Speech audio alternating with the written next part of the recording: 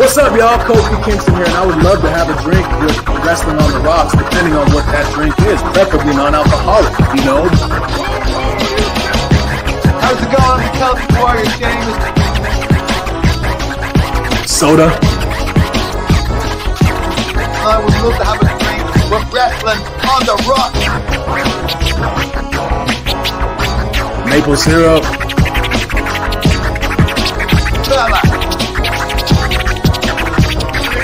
I would never have a drink with Wrestling on the Rocks.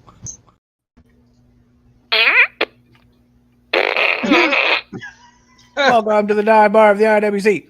Welcome to Wrestling on the Rocks, episode 1. Again. That was Marv's intro. He's been working on it. I'm Matt Raff Marsh. We're at WOTR, the show. With me today to talk Elimination Chamber and celebrate all things Sami Zayn. We got Bishop. Yeah. At TV Takes Podcast on Twitter. You won't believe it. Go ahead. My gun was malfunctioning. The gun? It was malfunctioning. I was like, oh no. We can't fart on command. TVTakesPodcast.com for all platforms. I'll be back on my own show soon enough. Until then, thanks for having me back on an episode 1. Yeah, when you get mad enough, you post things. Yeah. Dude, I drank with you that day, and then I was pissed, man. Yeah, it was so funny. It's so funny because you found out on air, and so there's that moment you're like, what the fuck? Your show. And then like 30 minutes after my show goes off, another one pops up from you, just like, bleep. That guy. And I was like, I can't wait to see that again. So good. With us today to hang out and talk Elimination Chamber, we got Digi. What's going on, Dig? I don't have any social media, but if you ever want to find me, twitch.tv/Medusa_rocks. That's where I'm at. Yeah, he's part of the Mod Squad. Obviously, friend of the show. He's met him through Medusa, clearly. You can go to youtube.com/Queen of Carnage for all of the fun that I have with Medusa. Oh, and it's fun. Yeah. Yeah, I wanted to have Digi on this week because it was like 4 weeks ago, like 5 maybe, that I had a conversation with him about bringing him in every week that Bishop's not here. And he hasn't been on since that we had that agreement because of all these pre-records, me traveling, all sorts of things have happened. And it's all like, hey, do you want to come on more regularly? And it was like, yes. And then it was like, all right, I'll call you in a month, I guess. Like, fuck. So wanted to get him on here. In truth, I was Have- fangirling over Bishop, but you know. Oh, Oh yeah. thanks for letting me join it today. I know today's not my week, and I made things work in my own situation to have this week because this past weekend was just too magical to not be on to talk about this. It was too much, man. It was too much good. I thought the same thing as obviously Wrestling on the Rocks mainstay since episode 1.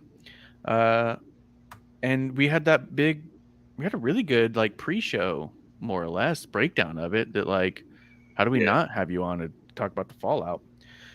Let's start with something real simple, a little bit of what's in your glass. I'm having a Miller Lite in my Elimination Chamber glass. It's literally etched Elimination Chamber. So I like to have that at least once a year. We'll start with Digi. What are you doing? What's in your glass? Jameson triple distilled. I'm doing it light tonight. Ooh. I do like JMO. Mm-hmm. Bishop, what do you got? Just some red wine, little Malbec, nothing special. Yeah, Fancy. pretty good. Cheers. I had a bunch of wine last night. I play D&D on Tuesdays, and I always have wine on those nights. There was, I forget which one it was, but it's been more than one occasion where I'm like, I'll just pop open this cheap bottle of wine. Because there's no bubbles, it's so easy to drink. I've accidentally drank entire bottles just to make a 2-hour period. So Yeah, there's some footage of me. There's some footage of me online after 2 bottles. Oh yeah. Yeah. Yeah. Oops. But yeah, I don't think I have much for news. I don't know I think we didn't bring it up, or we didn't talk about it on Wednesday. So if there was something that either of you wanted to say about Jerry Jarrett's passing, we talked about it on that Thursday, but I didn't want to not give you opportunity if you had like a story about him. I don't know if either of you would have bumped into him in anywhere though. No. I've only ever heard his reputation, much like my green screening. I've always heard he was a good guy. He was a solid businessman. I mean, everybody had his quirks, but he was somebody to be celebrated. He had a hell of a history, you know, and he should have gotten a lot more than what he did. That's for damn sure. Yeah, he's pretty cool. There was a whole bunch of it. Yeah, we went over it. I mean, Andy Kaufman wouldn't have happened without Jerry, most likely, at least not on a level, especially because he reached out to Vince McMahon Senior and did not get very far with that. So, but yeah, I just wanted to make sure that there was something you guys wanted to say you could. So it was the same old tears in our beers, and always ready to go. Before we get into the show, just in time coming through, saying cheers, my friends. So cheers. The old just in time. Cheers. I believe Justin was there for the 2-bottle night. Just saying. Yeah. Sonya Deville, did you see that? She got engaged. Yeah. Ooh, Yeah, I saw that. Those posted today. Yeah. I was a little bothered by her new fiance. Her response was, I had a ring in my pocketbook for 4 months. So when you proposed to me, I could give you a ring back. It's like, well, bitch, why didn't you propose first? You know? I would have done that. I would have been on the couch for a year. Wait, give the ring back? No, so her fiance, I guess, was waiting for Sonya to propose. Yeah. For 4 months. Tony, I guess her name is. Apologies for not having all the information down. She had bought a ring 4 months prior, waiting for Sonya to propose. So when Sonya did propose, she can immediately give her a ring as well. Oh, she could propose right back almost. Right. Yeah. Right. Huh. But Sonya, I guess, has this elaborate story on how she got the ring specially made and all that. So maybe they knew this was coming, coordinatedly. Just the way I read it was like, damn, why didn't you propose first? Yeah. Sounds like they would have been happy with a courthouse. I mean, yeah, right. Yeah, that's kind of how I am in my mind. I don't know about all the ceremony stuff and all the necessary Yeah, the contract's a contract. Commitment doesn't happen on paper. Like, Yeah. do you really need to go 50 grand in debt to have a party? You know, like, Let's be real here. I'd be a bridezilla.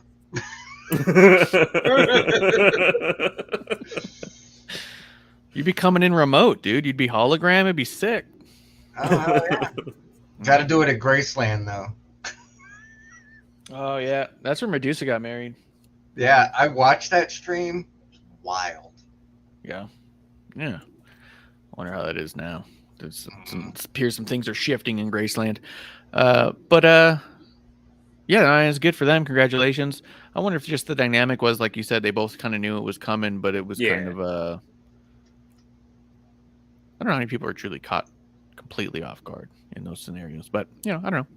Yeah. Good for them. Yeah, I mean, I if thought they it was both dope. got rings, then there's something happening Yeah. there on both sides. That's a good sign. Yeah. As long as they're happy and healthy, Hey, daddy's getting us a stepmommy. You know what I mean? That's always good. That's always good. That's good. Guys, there was a lot to happen. We have Elimination Chamber, we have Raw, we have SmackDown.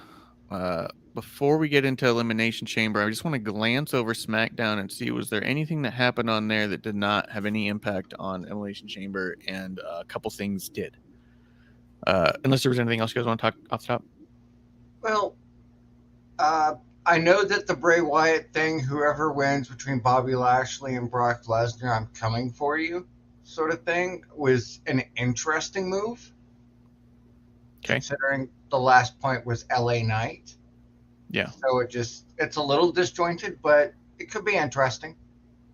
I mean, it was completely disjointed, out of the blue, and really short. So it was almost like, I don't know why it had to happen. I want to jump over to that real quick. That was my only question: is why did we need Hit Row to start a rap that they weren't going to finish just to job them out? I mean, I get it. Hit Row's are new jobbers. Michael Cole likes to make fun of them. That's all fine. But why do we need Bray Wyatt to come out with Boy Howdy and beat them up only to say one or two sentences? Whoever wins between Brock and Bobby, I'm coming for you. And then it's like, why? You don't have beef with either of them. So that means that you're kind of starting from scratch either way. Just start from scratch on next week. Yeah. Yeah. Like, I don't know. All it did to me was give away the end of the match that we were going to get a chamber. You know what I mean? Like, That Pretty would be much. like a cloudy finish. yeah. No, that Yeah. it would be not necessarily even cloudy, but that Brock probably wasn't going to win. Because Well, you're not maybe- going to have Bray come out and beat the shit out of Brock after Brock's taken another loss and such. You know what I mean? Like, Brock hasn't been doing so great. He can't just go out there and lose to Bray every time. Bobby's can suffer a loss. I mean, they both can suffer a loss right now. But, like, believably, I was like, oh, does that mean, like, there's really low chance of Brock winning? Brock winning, yeah. I actually, I went the other way. I mean, Bray versus Brock is the match we didn't get, 5-6 years ago. And Yeah, we were supposed to. Yeah, I went But that what? way. I'm like, When? ooh, if when Luke Harper had faced Brock at Roadblock, that was supposed to be set up for Bray, and Bray was injured, and he went into that Mania and had the promo battle with The Rock, and Eric Rowan got squashed in 6 seconds. That was a whole setup where Bray was supposed to fight Brock. So I was leaning that way. I was like, oh shit, are we going to get is Bobby going to lose this one, Bray come out, and then we just get a build to WrestleMania and just have a one-time WrestleMania match between Brock and Bray Wyatt? That's what I was hoping for. But that's why I don't fantasy book, because I have awesome ideas like that don't happen. Yeah. I guess that makes more sense than Bobby, because Bobby doesn't make sense either, dude. Especially what's happening on Raw. Yeah. Bobby makes no sense. Yeah. We got Crangies in the chat saying hello, governor. Cheers. Cheers to you. What's in your glass, Crangs? What are you drinking? I didn't know what the purpose. It was like a waste of 8 minutes, all in all. Maybe it was 6. Because I think that at the end of the day, they just said, we're going to have Firefly Funhouse next week too. And you go, okay, so that's how they're going to build the story, is he's going to tell a story in a funhouse. Why do we need to watch this happen for us to be able to say we're going to start the story after the fact? You know what I mean? Yeah. It seemed like Yeah. a waste of time that could have gone somewhere else. Crank's Well, is it's asking if you your- watch more WWE or AEW, and I just want to answer that real quick. Wednesdays, we talk WWE pretty exclusively. And Thursdays, me, Miss Amanda Jane, we break down AEW, NXT, indie stuff. This week, MLW we'll talk about. Sometimes we do watch-alongs, but that's the AEW NXT one is our Thursday night. And actually tomorrow, I think we're going to talk more Battle of the Valley than we are going to talk anything else, to be honest, because Amanda was there and it was a cool show. So outside of that, yeah, today's all WWE. Go ahead, Bishop.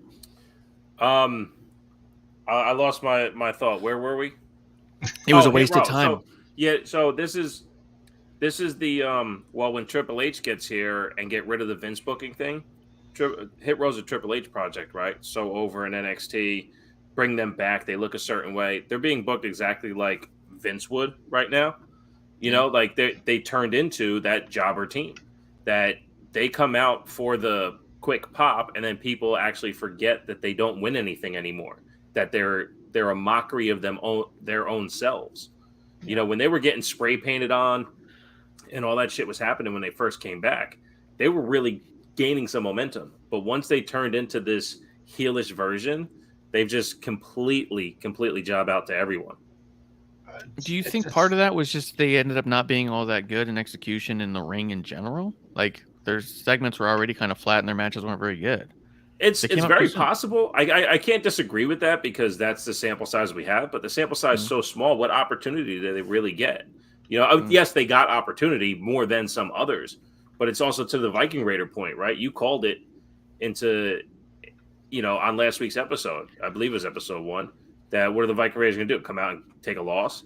You know, like what kind of build are you really doing here? How are you portraying them to look? If you only have 1 or 2 matches and you look like shit in both of them, is that on the talent or on the booking? It's, you know, it's a little unclear.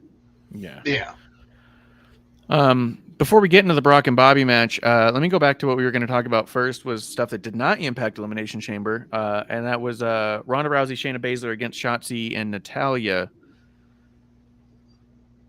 Yeah. This was a miss, man. Yeah.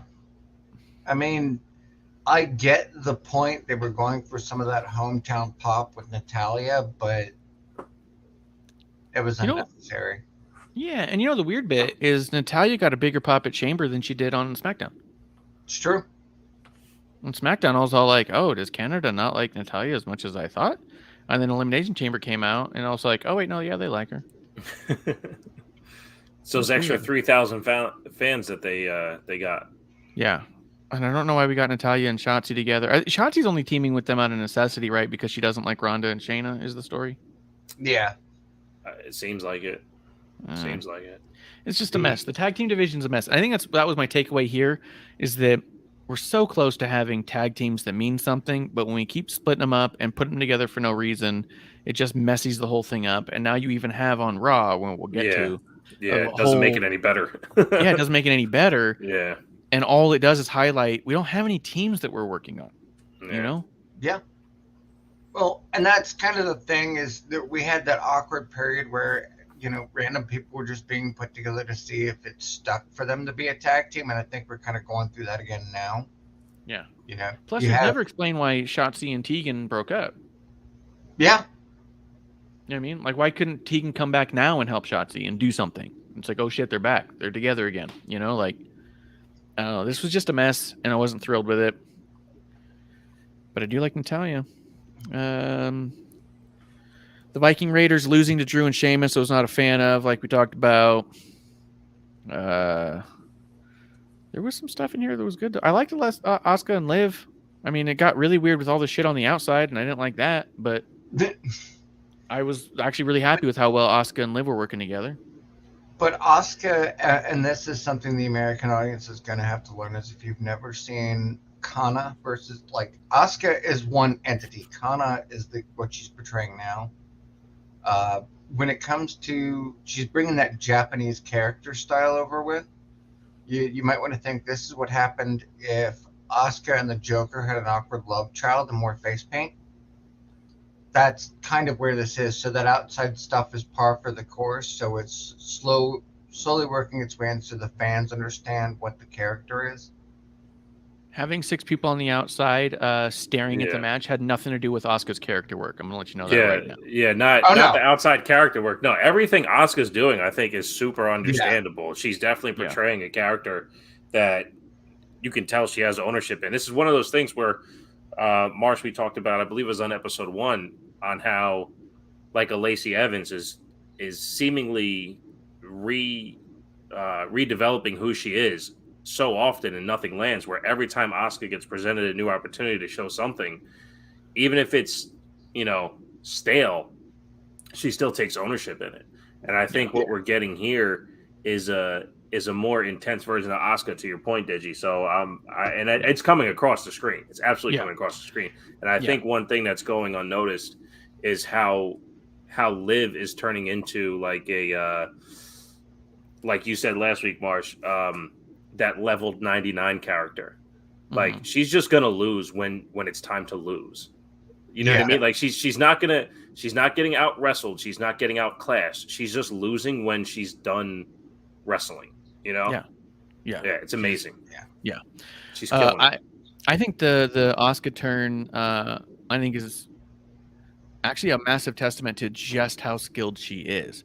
People have said over and over again that not being able to speak very fluent English and having a thick accent will hold her down and keep her from accomplishing certain things. And I think that this is just another example of Asuka's so good and her charisma is so high that actually words don't help her. You know what I mean? Wow. Like she doesn't need it. She can get it across and show it through everything she says and does facially in a small amount of words. She's getting everything across that you need to connect. It's all there. Well, it's much in the same line as the Ultimate Warrior. We never knew what the hell the guy was saying, but we kind of got it.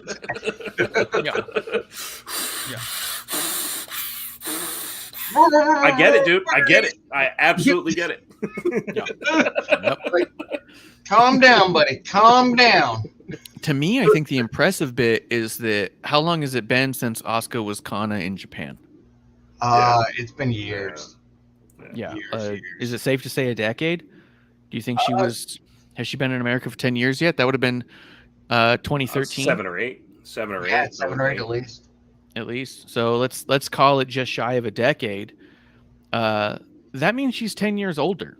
For anyone doing the math, she's faster and more aggressive now than she was 2 years ago. She's actually a better version of Kana right now. She's what Kana could have been if she had just stayed Kana, right? But she didn't stay Kana. She became Asuka. And this version of Asuka is the culmination of what Kana could have been if she never slowed down, even though Asuka took a slow approach. This is the most impressive thing about Asuka to me right now, is we get everything about Kana through Asuka, and it's better than Kana was. It's crazy. That makes her, at least in terms of story, because you have your EST, now you have a stronger, better, faster, more aggressive, and even a bit chaotic Asuka, and that makes her a threat, which is not something many of the women, because of the way they book them, have as an opportunity. Not only is Asuka as this version a threat, but Asuka in a previous, less threatening iteration beat Becky clean a number of times. Yeah. Mm-hmm. And Becky's the top of the mountain. Yeah. She had one of the longest, she was like the Goldberg of NXT for years. She was unbeatable for a while until she came up to main roster, and then it was hit or miss. I mean, well, because she got beat for no reason. She got beat for the sake of the Golden Child. That's it. If she had not lost to Charlotte at that WrestleMania, Asuka would never miss, because even they protected her through the mixed match challenge. That's how much they protected her winning streak. And then to lose to a fucking knee tap out while the arm was worked in the whole match. That match drives me fucking insane. I'm with you. They work the arm the whole match and she taps out to the knee. It drives me fucking nuts. It drives me. She had to work the arm to stop Asuka from doing the Asuka lock, but tap out to the knee when the knee never got worked. Get the fuck out of here. Anyway, to Asuka's point, I called it last week on episode 1. As you see, the writing will say, Writing on the Asuka. wall? Yes, it's actually the virtual wall at that. Yeah. No, Asuka, to your point, Dizzy, is the only character, the only talent to win that match outside of Carmella, because Carmella could do the work afterwards. But Asuka was the only one right now who you go, oh, fuck. Walking into WrestleMania, Bianca's got a problem. Yeah. So yes. Yeah. Absolutely. Everyone else would have been like, all right, make me believe they can take down Bianca. Exactly. This is one where it's kind of like, Bianca better make me believe she's ready for this. Right. And not in the catchphrase way either. Not in the ready for Asuka way. Like ready for this match because it's coming. Dude, Asuka is so good. I mean, stop that now. No, I mean, they should drop that nobody's ready for Asuka. They should just drop it for a while, let it just kind of go to the wayside, and just let her actions speak for itself. She doesn't. She can't say too many words to begin with. Now, though. Well, that's the thing. They pepper it in on commentary now, so they are doing that. They're letting Asuka do facial expressions and not be the one to express it. Commentary is doing it now, which I think they did an incredible job at Elimination Chamber explaining Asuka's actions. Maybe it just needs to boil in my head a little bit more. There you go. Makes sense. Put a lid on. The other thing is Asuka is so good that if Asuka has a bad match with you, like half the time they'll fire you. Go back and look at all the women who've been let go in the past 2 years and look at their last match, and it was a shitty match against Asuka where they're like, look, what do you want us to give you? What more can we do for you? It's like, you had one job. One job. Look good with Asuka. We all can. Yeah. You kidding me? Fuck. Oh, man. So Bianca better fucking do good because you're on the chopping block now. Yep, you can only go but so far. You're getting the Lesnar treatment. You screw this up, you're going to go the way of Heidenreich. Keep moving. Karrion Kross and Rey Mysterio in the backstage. I liked it. I thought there was a bit of weirdness with this whole like not being a father thing, but I like that Kross is like just fucking with Rey, and I want to see something good come out of it. And I like that Rey's doing something that's not. It's son adjacent. You know what I mean? He's in a rivalry with a dude who's picking on him because of his kid, but it has nothing to do with his kid, right? And the whole time, his kid's on a different show talking shit on him. Like, this is fucking cool.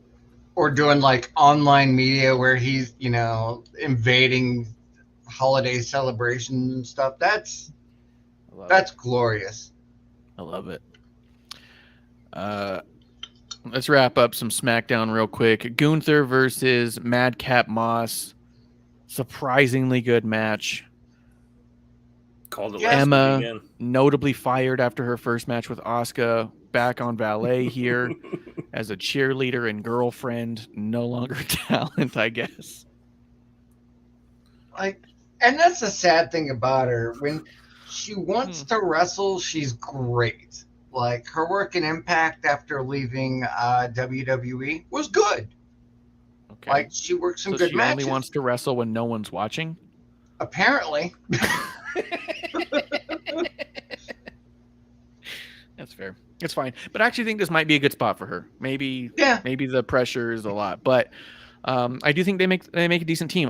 What I am going to say, though, is that Madcap was actually really impressive in this match against Gunther, and not just because Gunther's that goddamn good, but because Gunther's that goddamn good, and Madcap had no problem keeping up. Yeah. I'd agree with that. Yeah. Well, everybody said... Go ahead, Digi. Go ahead. I was going to say, everybody had said that Madcap had just a lot of potential, and they just needed to do it. And you look at where he was before to where he is now, and there's been a remarkable improvement. Yeah.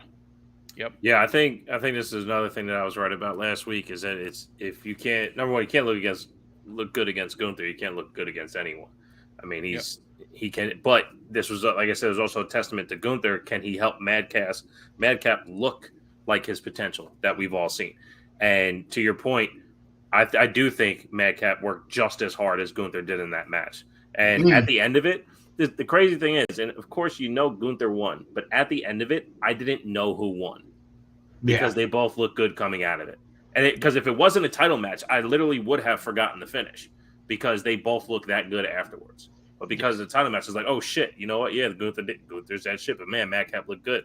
And what more could you want? Because no, Gunther's not a babyface, but everybody loves him. He's basically a babyface. Like he's an IWC babyface. You know, we want nothing but success for him. So him performing this good again, of course, you know, nobody's booing Gunther against Sheamus. You know what I mean? Like just everybody wants Sheamus to win. And in this case, you have that kind of babyface dynamic, and you're just like, you know what? Fucking right. We got the match we deserved.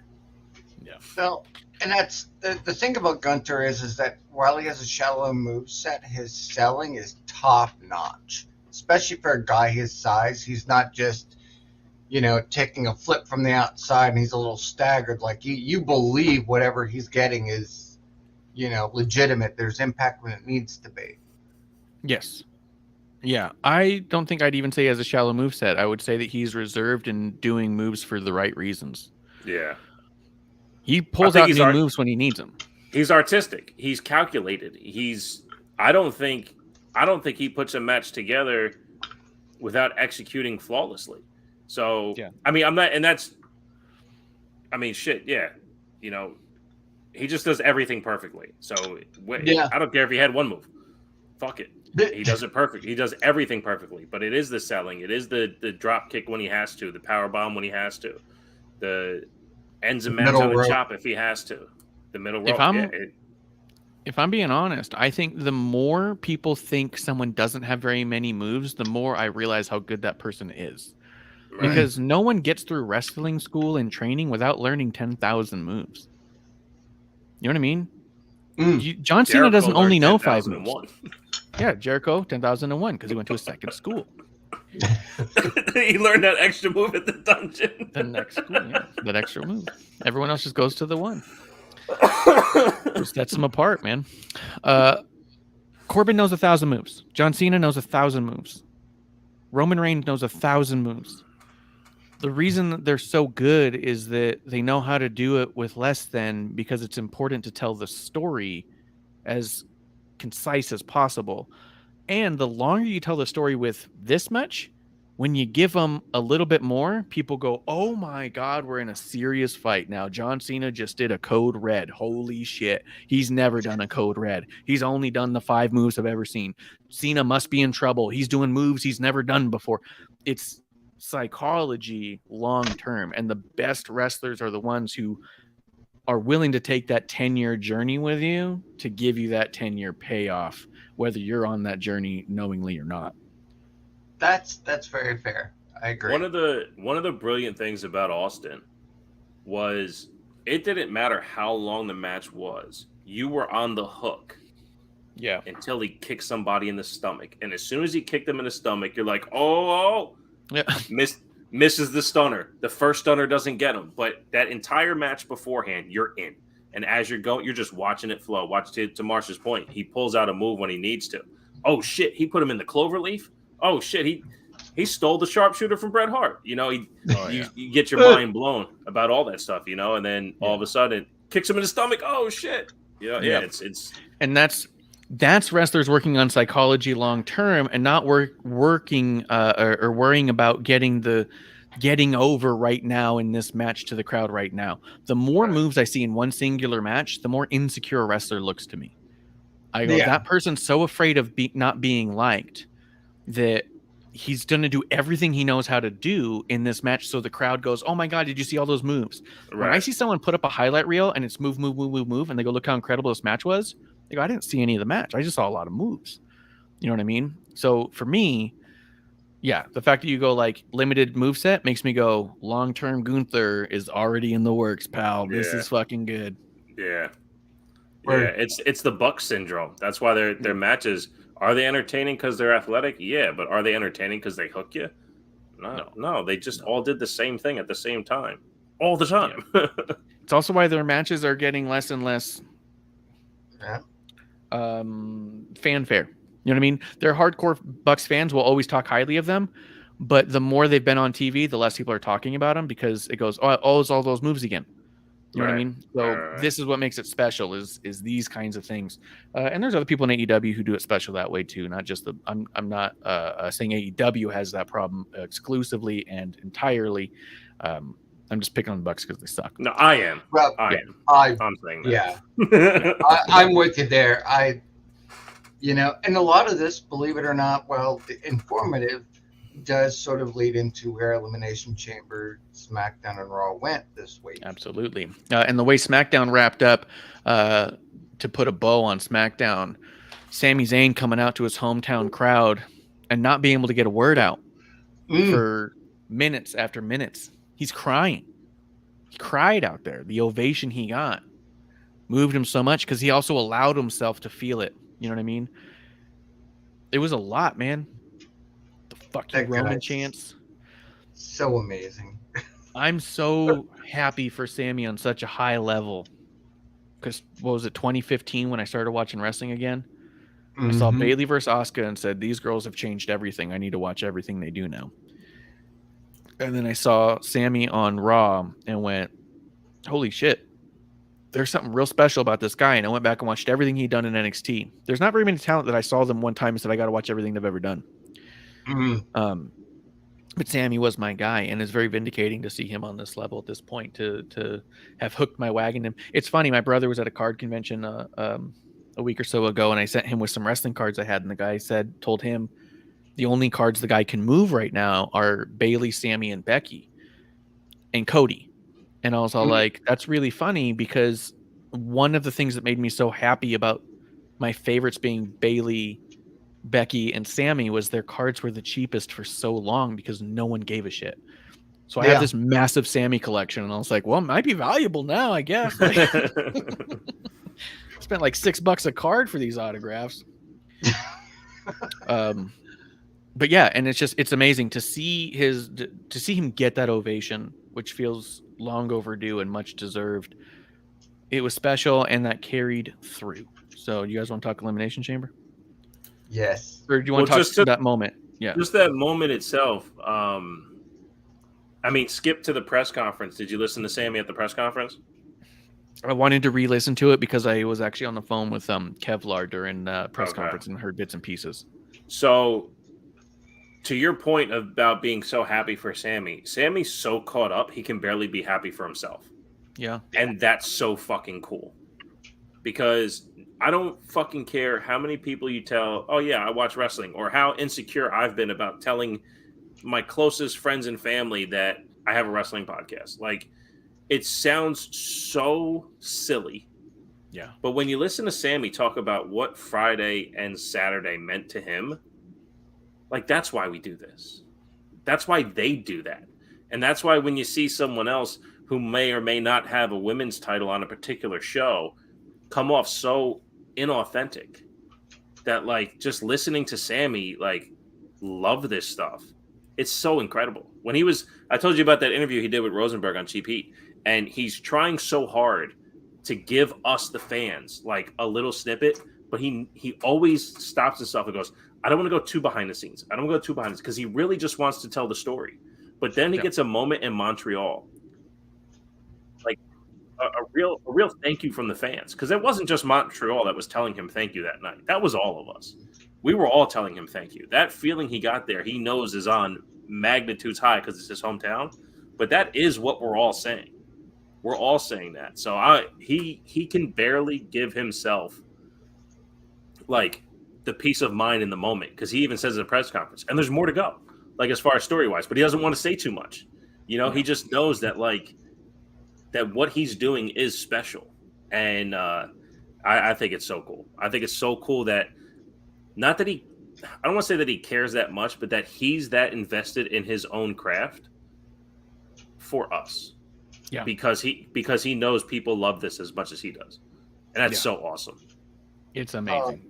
It's like when Paul Heyman backs you, you're either going to succeed tremendously or you're going to fail tremendously. And that was one of the people he put over with this Bloodline story. He said, you know, Sammy, and I'm paraphrasing, Sammy came in for a B-side part to the whole matter to be a background character, and now he's like part of the central focus of everything going on. that's a testament to his skill. It's a testament to his skill accidentally, because he's talked about how his intention the entire time was to just have something for his character to kind of almost beat around the bush about. Like, he wanted to gain credibility back, so here's something that wouldn't necessarily put a spotlight on him, but could help the bloodline and allow his character kind of something to do that could be potentially entertaining and funny and silly. Add a layer. Yeah, just add a Yeah. layer to both. Add a because layer, his add a character was in a chapter. transitional. Yeah. And he thought he'd be able to springboard his character into a different story away from them. That, that they would do a thing, he'd be kind of goofy, silly, it would interact with this, and now he's off on this way and they're off on that way. And he just accidentally was so good and so compelling that he just became the focus. It's incredible. And it's added so much to everyone else around them. Everybody. I mean, the way Roman is wrestling and the way he's paying attention to the bloodline is so much more calculated that he has to pay attention to different things that aren't innate because Sammy isn't his blood. Of course, the way they're adding tension with the Usos and Jimmy and Jay being together but separate, it's phenomenal. And it's all because of Sammy's performance. Yeah. So I'm glad to go back to the SmackDown part of it. I'm glad he got that recognition, and for his he speaks on it at the press conference that he understood what that was about. So it was awesome. And his family recognizes it too. Like he seems like a really humble guy, but when we'll get to that Elimination Chamber. His wife was so much added to that, and you could tell nobody told her what was going on except that this was at the moment, and she was so invested that it made you believe. Yeah, I think that. I mean, we can talk about the main event first if you want, just because I know we're short on time with Digi. And then we can always circle back to some stuff. But that moment where Roman talks shit to his wife and says that he betrayed me, he was using me, and she snaps back, "That's not true. He loved you." Yeah. Oh my God. And At this house. Because when he said that, he said, "I wanted to give him this." Yeah. And that's when she said, "That's not true." Yeah. Because it was as if Roman was trying to unify the families, and the wife was like, "No," basically saying we were already unified without you. Yeah. Well, even without you, he's saying I wanted to bring them together, and she's like, "That's not true." But her saying he loved you, that he loved you part to me was so big, because it would be silly to think that she's not, quote, smartened up, as us fans say when we think we're being smart. It'd be silly to think she's not smartened up to the business, right? But I'm sure that there's points where, she's just so authentic, and I'm sure she's literally invested in her husband and his success. And she probably is a wrestling fan at this point and allows herself to get lost in it. But that moment came across as somebody giving you a peek behind closed doors. Whether it was or wasn't, right? It was, you're saying these things that I, as his wife, am telling you is not true because what he's told me behind the doors.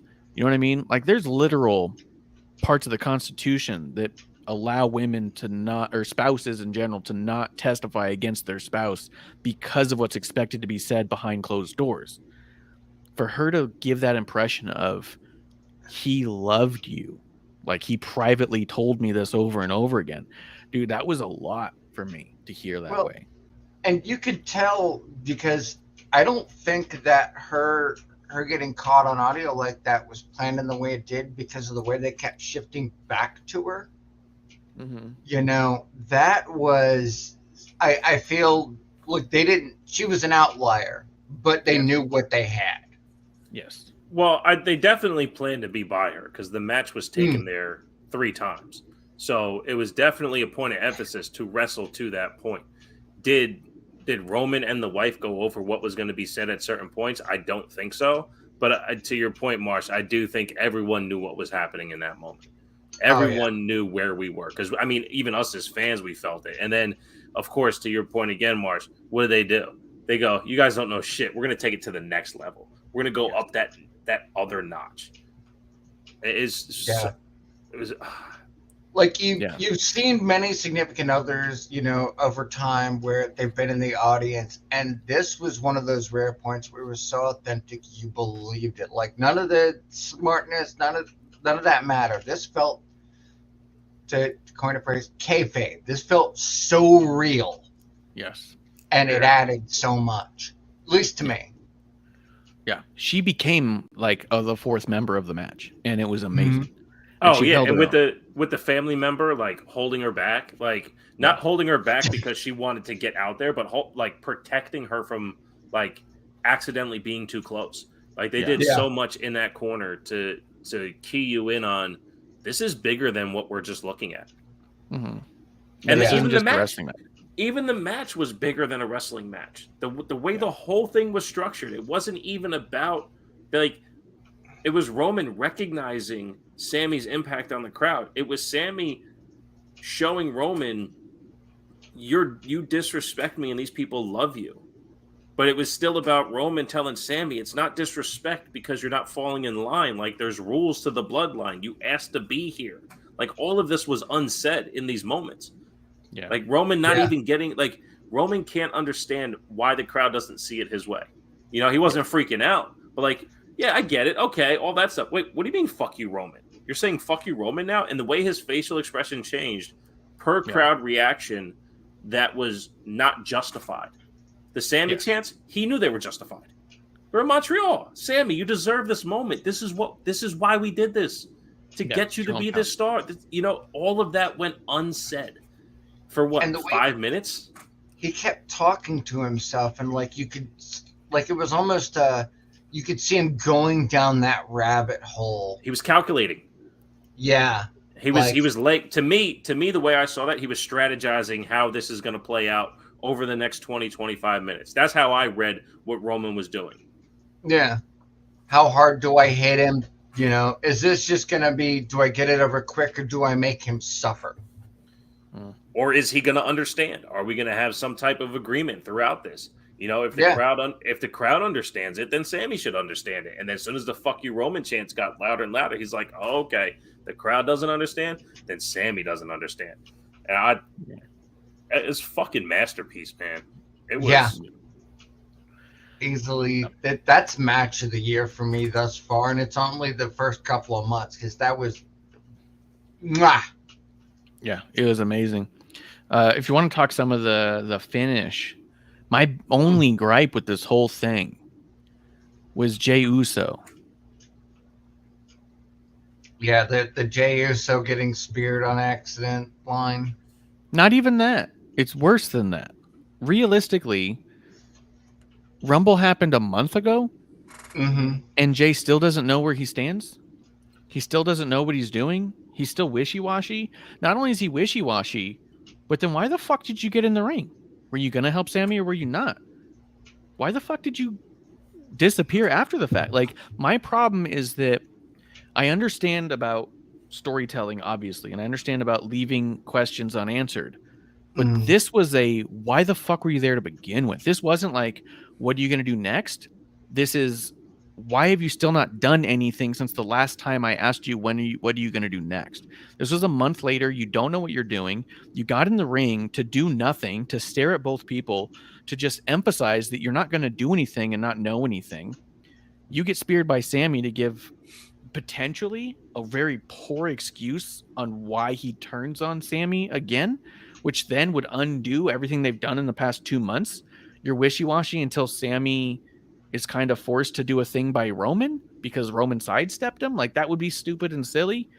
The fact that Jey disappeared after a single spear for 10 minutes was just that was the biggest Jey pill for me to swallow, but go ahead. Yeah. And that's what I mean. For me, the issue wasn't that Jey showed up. It's that Jey showed up with the intent to do nothing, successfully did nothing, and disappeared. It was pointless. I'd rather he not show up at all and have Roman yell at him on SmackDown, why weren't you there? And then have him walk away again. And then you can say, oh, he's still wishy-washy. He doesn't know what he wants to do. Don't stand in the middle of a match that's ongoing if you don't know what you're going to do. It doesn't make any sense. Well, he played the Sammy role from Royal Rumble. He did the same exact beat for beat that Sammy did. And Sammy did something. At the point, because Sammy had the opportunity to do it and didn't, and then Roman snuffed him in the face, and then that's when Sammy hit Roman. Before Jay had that same opportunity is when Sammy went for the spear. So that next beat never happened. That's why it didn't get there, at least on TV, for me. I actually appreciated the Jay side of it because Jay cared enough to he told Roman the same thing Sammy did. You're taking this shit too far. That's all Sammy was telling Roman. You're taking this shit too far. But in the structure of the bloodline, you don't tell the tribal chief what to do. So that's where the snuffing in the face comes from. Telling tribal chief what to do, you get mushed. Okay. So I didn't mind it at all. I actually loved it. The spear and then Jay disappearing, I have a big problem with that. Because it was just one spear, and it was a Sammy spear. Not Goldberg, not Roman, not Bobby Lashley. Go ahead, Ditch. I'm with you, Bishop. I enjoyed that spot. I looked at it as, yes, Bishop was right.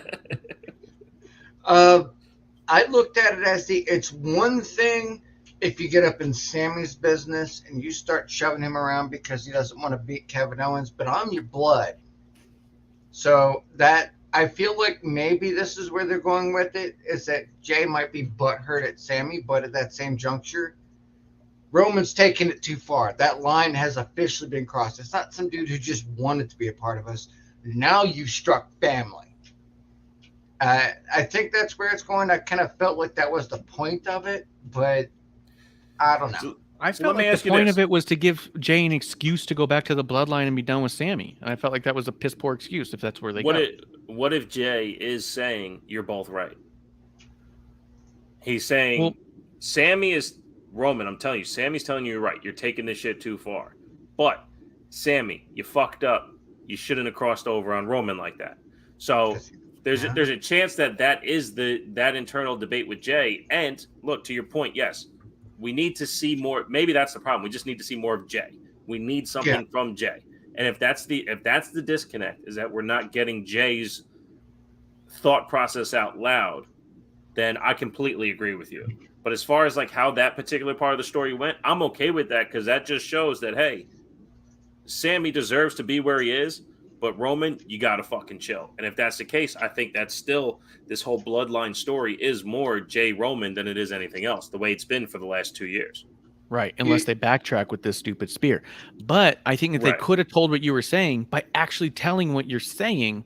Right, say the words. Kept waiting because, say the fucking word. He could have said it. He could have said it with the chair in his hand. He could have said it with the chair in his hand. He could have said it when he threw the chair down. He could have said it after the spear for the next 10 minutes while we're sitting there going back and forth. He could have rolled back in there, super kicked Roman, and then turned around and super kicked Sami Zayn and then leave. And say, I'm not fucking with either of you right now. You're both fucking up. You know what I mean? Like he could have done something, anything, because he could have kicked Roman, then kicked Sammy, and KO can be coming out at that moment, and he just rolls out and goes, "I got nothing to say to you, Kev." You know what I mean? And then Kevin can do exactly what he did, and the rest of it could play out exactly how it was.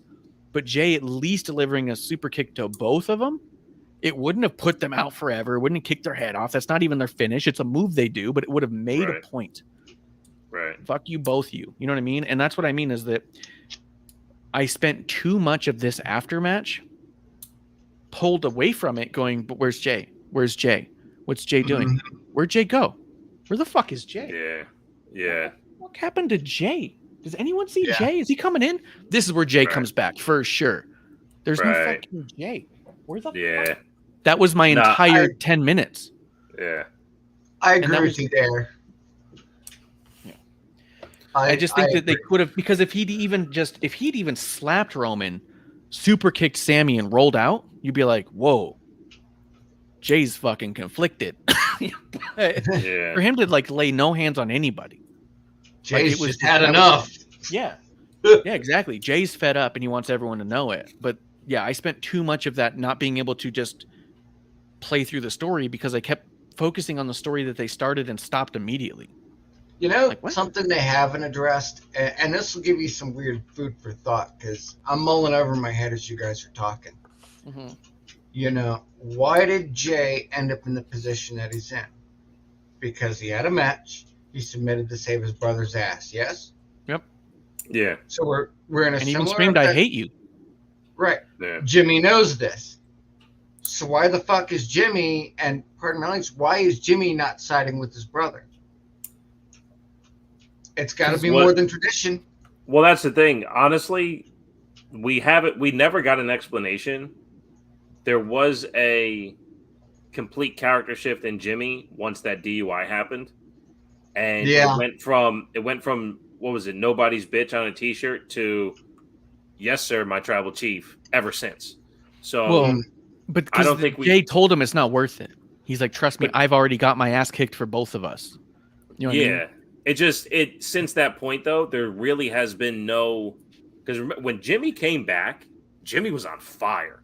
His promos were amazing. His ability to deviate from the bloodline narrative was just incredible. But once that DUI happened, it was just like 2 weeks later, everything, like you said, Jay's like, nah, man, let's just do it. Okay. Yeah. And now it's all we the ones and that's it, you know? Yeah, So. because in that regard, Jimmy was like, you know what? It's my brother. My brother took an ass beating for me. The least I can do is fall in line for him. It felt like that the reason Jimmy was there was because of Jay. So it does feel like with Jay doing what he's doing, Jimmy should be slightly more conflicted than he is. Right. But he seems to be gung-ho, like we're just waiting to go up into Friday where Jimmy's going to super kick Jay and it's going to be this whole thing, you know, Hardy Brothers 2.0 feud. And then he rips off his shirt and he's got a Naomi shirt underneath it. And he writes home in the sky, going home. And then he just rolls out and we don't see him for a year and a half. No, that's terrible. Bad booking. What? Look, You're getting counted out, Bishop. Can we go back to the beginning of the match? Oh, Sure. Yeah. The first bell thing rings? I called was Sammy getting his ska music back. Did that happen on Friday too? It happened on Friday. It did happen on Friday. Yeah, him having that ska music back is impeccable. The problem is they don't change the jumbotron, so the feeling seems mixed with the crowd in the beginning. So yeah, the jumbotron was different. But it's not. It's different, but it's still Bloodline and Jace. It's not back to Scott Sammy. No. It's deeper than that. It's the Sammy versus the Bloodline image. It's the Sammy Uso with the tape over it, and then the Bloodline tribal stuff has turned gray. No, I get that. There's contextual. It's real on the nose, man. No. But it's on the nose for the story, not for the song. That's what I'm saying. Like the crowd pop for the song is different with the old school stuff. So if you're having a new school entrance, then you need a new school version of the song. But that pop you get for the ska song is associated with the newsy cap, with the dancing, with that old jumbotron. That's all I'm saying. Yeah, but the reason you have the new jumbotron with the old music saying that you're wrong, because there's a growth. He can't just revert back, come back head shaved with a fucking newsy cap on and be like, guys, guess what? It's 10 years ago. He should, because that's the bigger association. If he came out with his head shaved and the newsy cap on with a trim beard, guess what? The crowd goes fucking apeshit. More so than they did. There wouldn't be a roof in Montreal anymore. And tried so hard. In the end, it doesn't even matter. It's not going to matter at all. That video, I actually watched that music video the other day. Yeah. Chester's fucking, he was amazing, man. It's so sad. So sad. Yeah. Saw him live in concert once. It was amazing. So good, dude. Incredible.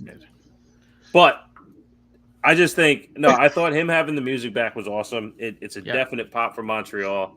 I loved every second about the introductions. Even Roman, like dick wagging the titles at Sammy's wife was amazing. Yeah. Blowing her a kiss and shit. Blowing Sammy a kiss. He blew Sammy a kiss too. He'll kiss everybody. I love all of them. Oh, you guys want this moment with me? Okay, you can all get in my bed. Smooches for everybody. We're all fucking tonight. 4 minutes after the bell before they touched. And you know how they touched? collar and elbow tie up. Collar and elbow. Yeah. Fucking beautiful. Well, that You know was what happened when when they hit the collar and elbow too? Crowd popped. Big Wow! And then when Roman shoved him down, you know what they did? Boom! Yep. Because they were that invested now that on a lockup, they're like, here we fucking go. And when Sammy was the least powerful of the two, surprising, they said, how could this happen already? Roman weighs 50 more pounds, and all 50 are muscle. Yeah. They're basically the same height. And the thing is, and what makes the way they set this match up great, and Paul Heyman's got, the mastermind behind Tommy Dreamer, who spent his entire run of the company touching the title for 10 seconds. Mm-hmm. Because when he finally got that one, the crowd went ape shit. And this is the same thing. They're finally in the ring, and the build up, and then bam, and it's off to the races. Yes. Like every near fall, every interaction, every surprise, whether we saw it coming or not, felt special and important. You know what felt more special than a near fall? The second collar tie-up ended with Sammy getting a headlock on Roman, and they got the biggest pop of any move that night. Montez jumped off the ceiling and did not get a pop as big as Sammy grabbing a headlock. Yeah. That's true. Psychology. That's storytelling. That's getting over. You're right. That point to where it transitioned to where Roman's no selling the chop from Sammy is what brought us all the way to that build to the exploder with the Superman punch to the haluva kick. Like we watched almost 5 minutes of nothing happening except for the crowd working themselves. In all honesty, right? Like we did it at home too. I did it. I was I'm still going like this. I'm standing up. I'm grabbing my knees. Like, oh shit, what are we doing? And transitioning to like you said, Marsh, like it's Sammy getting thrown down to Sammy into a headlock into how can Sammy gain some type of advantage to Sammy not getting any advantages until he finally gets that advantage. And never by overpowering him or by no selling something. No. And it wasn't even overly opportunistic, right? It was just when there was an opening, he went through it. He didn't out wrestle Roman. Like in the moments he needed to make the right move, he did. Which I'm not saying like in a technician match, like an Angle Benoit thing. Like it wasn't an out wrestling thing. It was, yes, he may have did his best job at defense to gain proper offense is what Sammy did. And I thought it was master fucking strategist. incredible. Master strategist Sami Zayn. Sammy's character work is such that if you even track it back or watch it forward, nothing happens that doesn't have a reason to something that happened before in every version of his character. That's why I said they can't go back to the same Titantron, because his character's grown too far. You can make callbacks like the old music. I want my old music back. I want to dance. But you know what? I'm not just a ska dude with the newsy hat anymore. I'm this now. I'm the Sami Zayn that's not Sami Uso. Like that's what those little details mean to a character like that. And then in those moments where he's getting the advantage on Roman, it's because he's the master strategist. And he got here by being the master strategist first, Like, and it's just amazing. It's funny because, the ones that are those fan favorites, no matter what they do, they always have one thing in common, that their characters carry forward no matter where they go. Look at Rosemary, she does indie promotions and is a different variation of a character.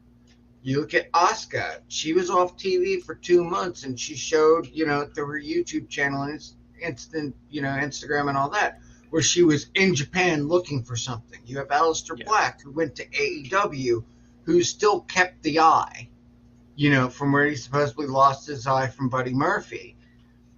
It's being able to embrace yourself to that degree. As much as I want to give you Aleister Black, he's gone out of his way on record to say that his character now has nothing to do with that character, and he kept the eye because he clearly, specifically, only asked them to change his eye because he thought aesthetically it looked cool. And when he left WWE, he wanted to find a way to keep the aesthetic. So he created a demon inside of himself. So for him, he's made a split. But that's also why he's disjointed, because he had a hard fucking turn. Gunther's that way. Give Gunther that. Yeah. He's that. Because even through the transition of the name where the entire... I mean, Twitter blew up for a half a day, right? Or like 5 days. Fuck yeah. It changed his name. And then what happens? He's the challenger for Roman. Like, who else on the roster can stand next to Roman? You go, I don't know. Who's going to win? I apologize. Oh, shit, dude. Is the ice cream truck there? I mean, it may as well be. Dude, can I get a toasted almond? Can I get a toasted almond? Dude, you're getting a nutty buddy. That's how much I love you. Whoa. He's buddy, you're nutty.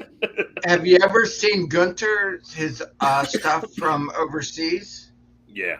Mm-hmm. Like, holy shit, dude. That guy, he carries it forward, but there's always a little bit of spice on it, which makes it a little different. And there's good and there's great. And that kind of thing is great, being able to carry forward. But I thought what I was getting at, that what particularly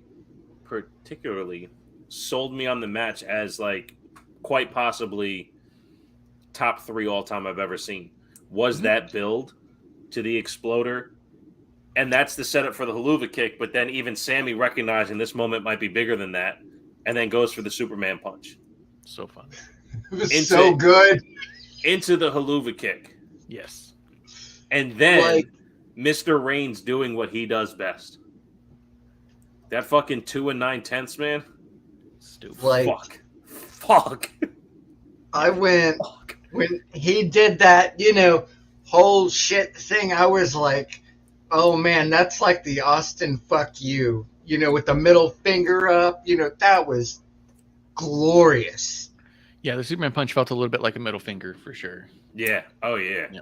Oh yeah. So, but then the both of them continue to work the Superman punch into the rest of the match in a way that was like, it went from a fuck you to a legit, we both need this. Yes. Yeah. They were fantastic. It worked fantastic together. It was amazing. It was a thing of beauty. On that first kick out, Xavier Woods tweeted that was close, and then on the next kick out. That Roman hit, it was like a 2.98 on that fucking kick out on the second one. It was the Blue Thunder Bomb, I think it was. And Roman just goes, like, Xavier Woods goes, that was closer. And I was like, fucking A, it was. It's amazing. It's so good when, I mean, we talked about this, I don't know, probably episode 1. Call us what you want, man. Getting lost in this stuff, that's the magic. Oh yeah, this is story. This is storytelling level. He hit the Blue Thunder Bomb and went for the pin, and I looked right at producer lady and goes, "Roman ate AJ Styles. He's kicking out of this." Why you gotta hate on my man P1? What's up with that? AJ Styles is the only one to lose to the Blue Thunder Bomb, and he loses almost every match against Sammy with the Blue Thunder Bomb. AJ Styles, this is the great part.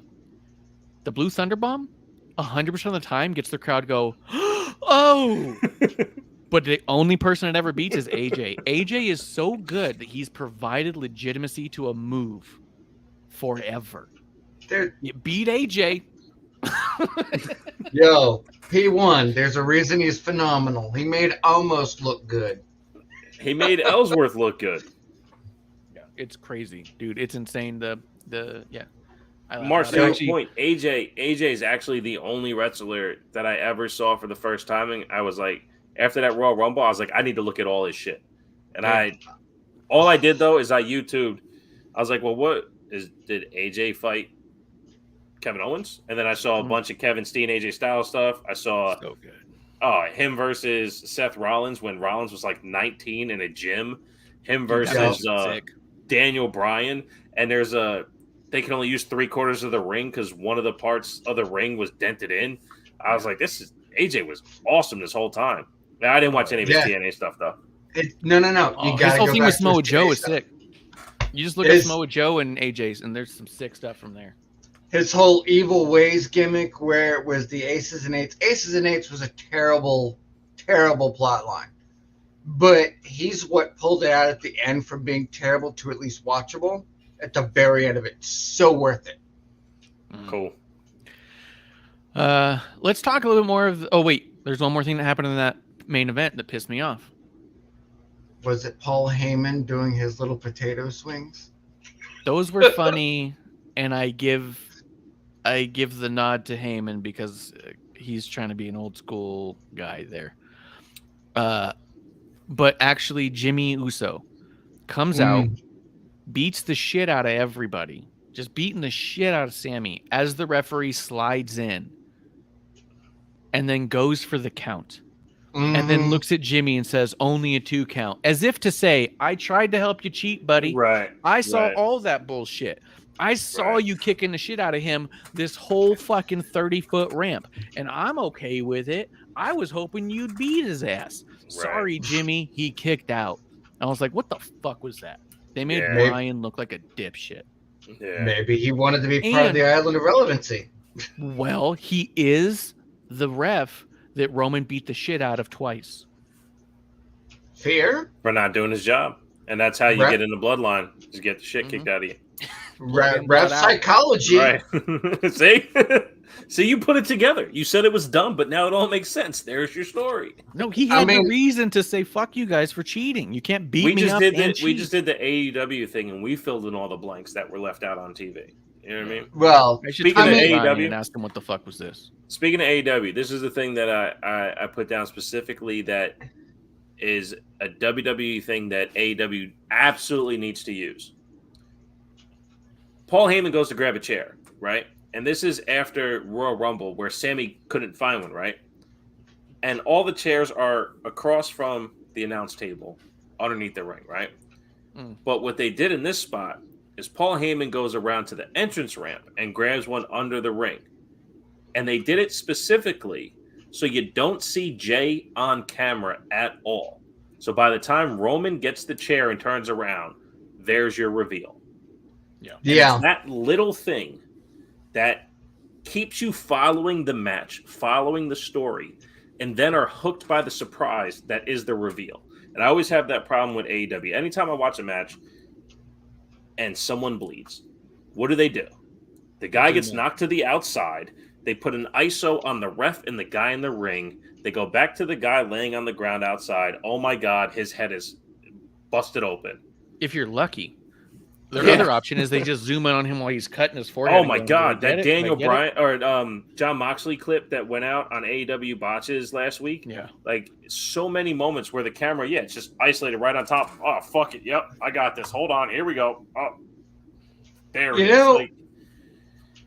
But that type of camera work in specific is why WWE can maintain a story through a match to really keep you hooked at every moment possible. Go ahead, Dig.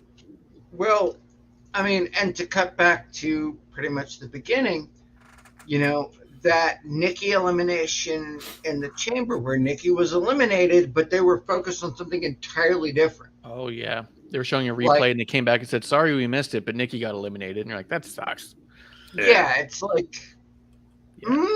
Yeah, so they're not 100%, but in the moments that matter. Yeah, that's fair. That's true. And elimination chambers are messy and chaotic, and I think that kind of adds to it, right? Hey, we were trying to show you a highlight, and look at the match keeps going. Real quick, Nikki was the one, but that was where Michael Cole had said he wasn't sure if it was a 2 or a 3 count, right? No, they were doing a replay, and they came back and and they're kicking her out, and he goes, "Whoops." To kind of wrap up the Bloodline story, though, on Raw, it did open up with Kevin Owens and Sami Zayn, and that whole fucking thing was just magic. Like, they're always so good. I mean, those two have shadowed each other's careers forever, and whenever they're the Medusa Bull Nakano of that company right now. There's nothing bad that I've ever seen the two of them do together. Those two made the list of Jericho mattered because those two exist. A lot of the stuff that got piggyback on that was just fan favorite good. Somehow they were involved for a lot of it. Yeah. Yeah. The Kevin Sammy stuff is so good.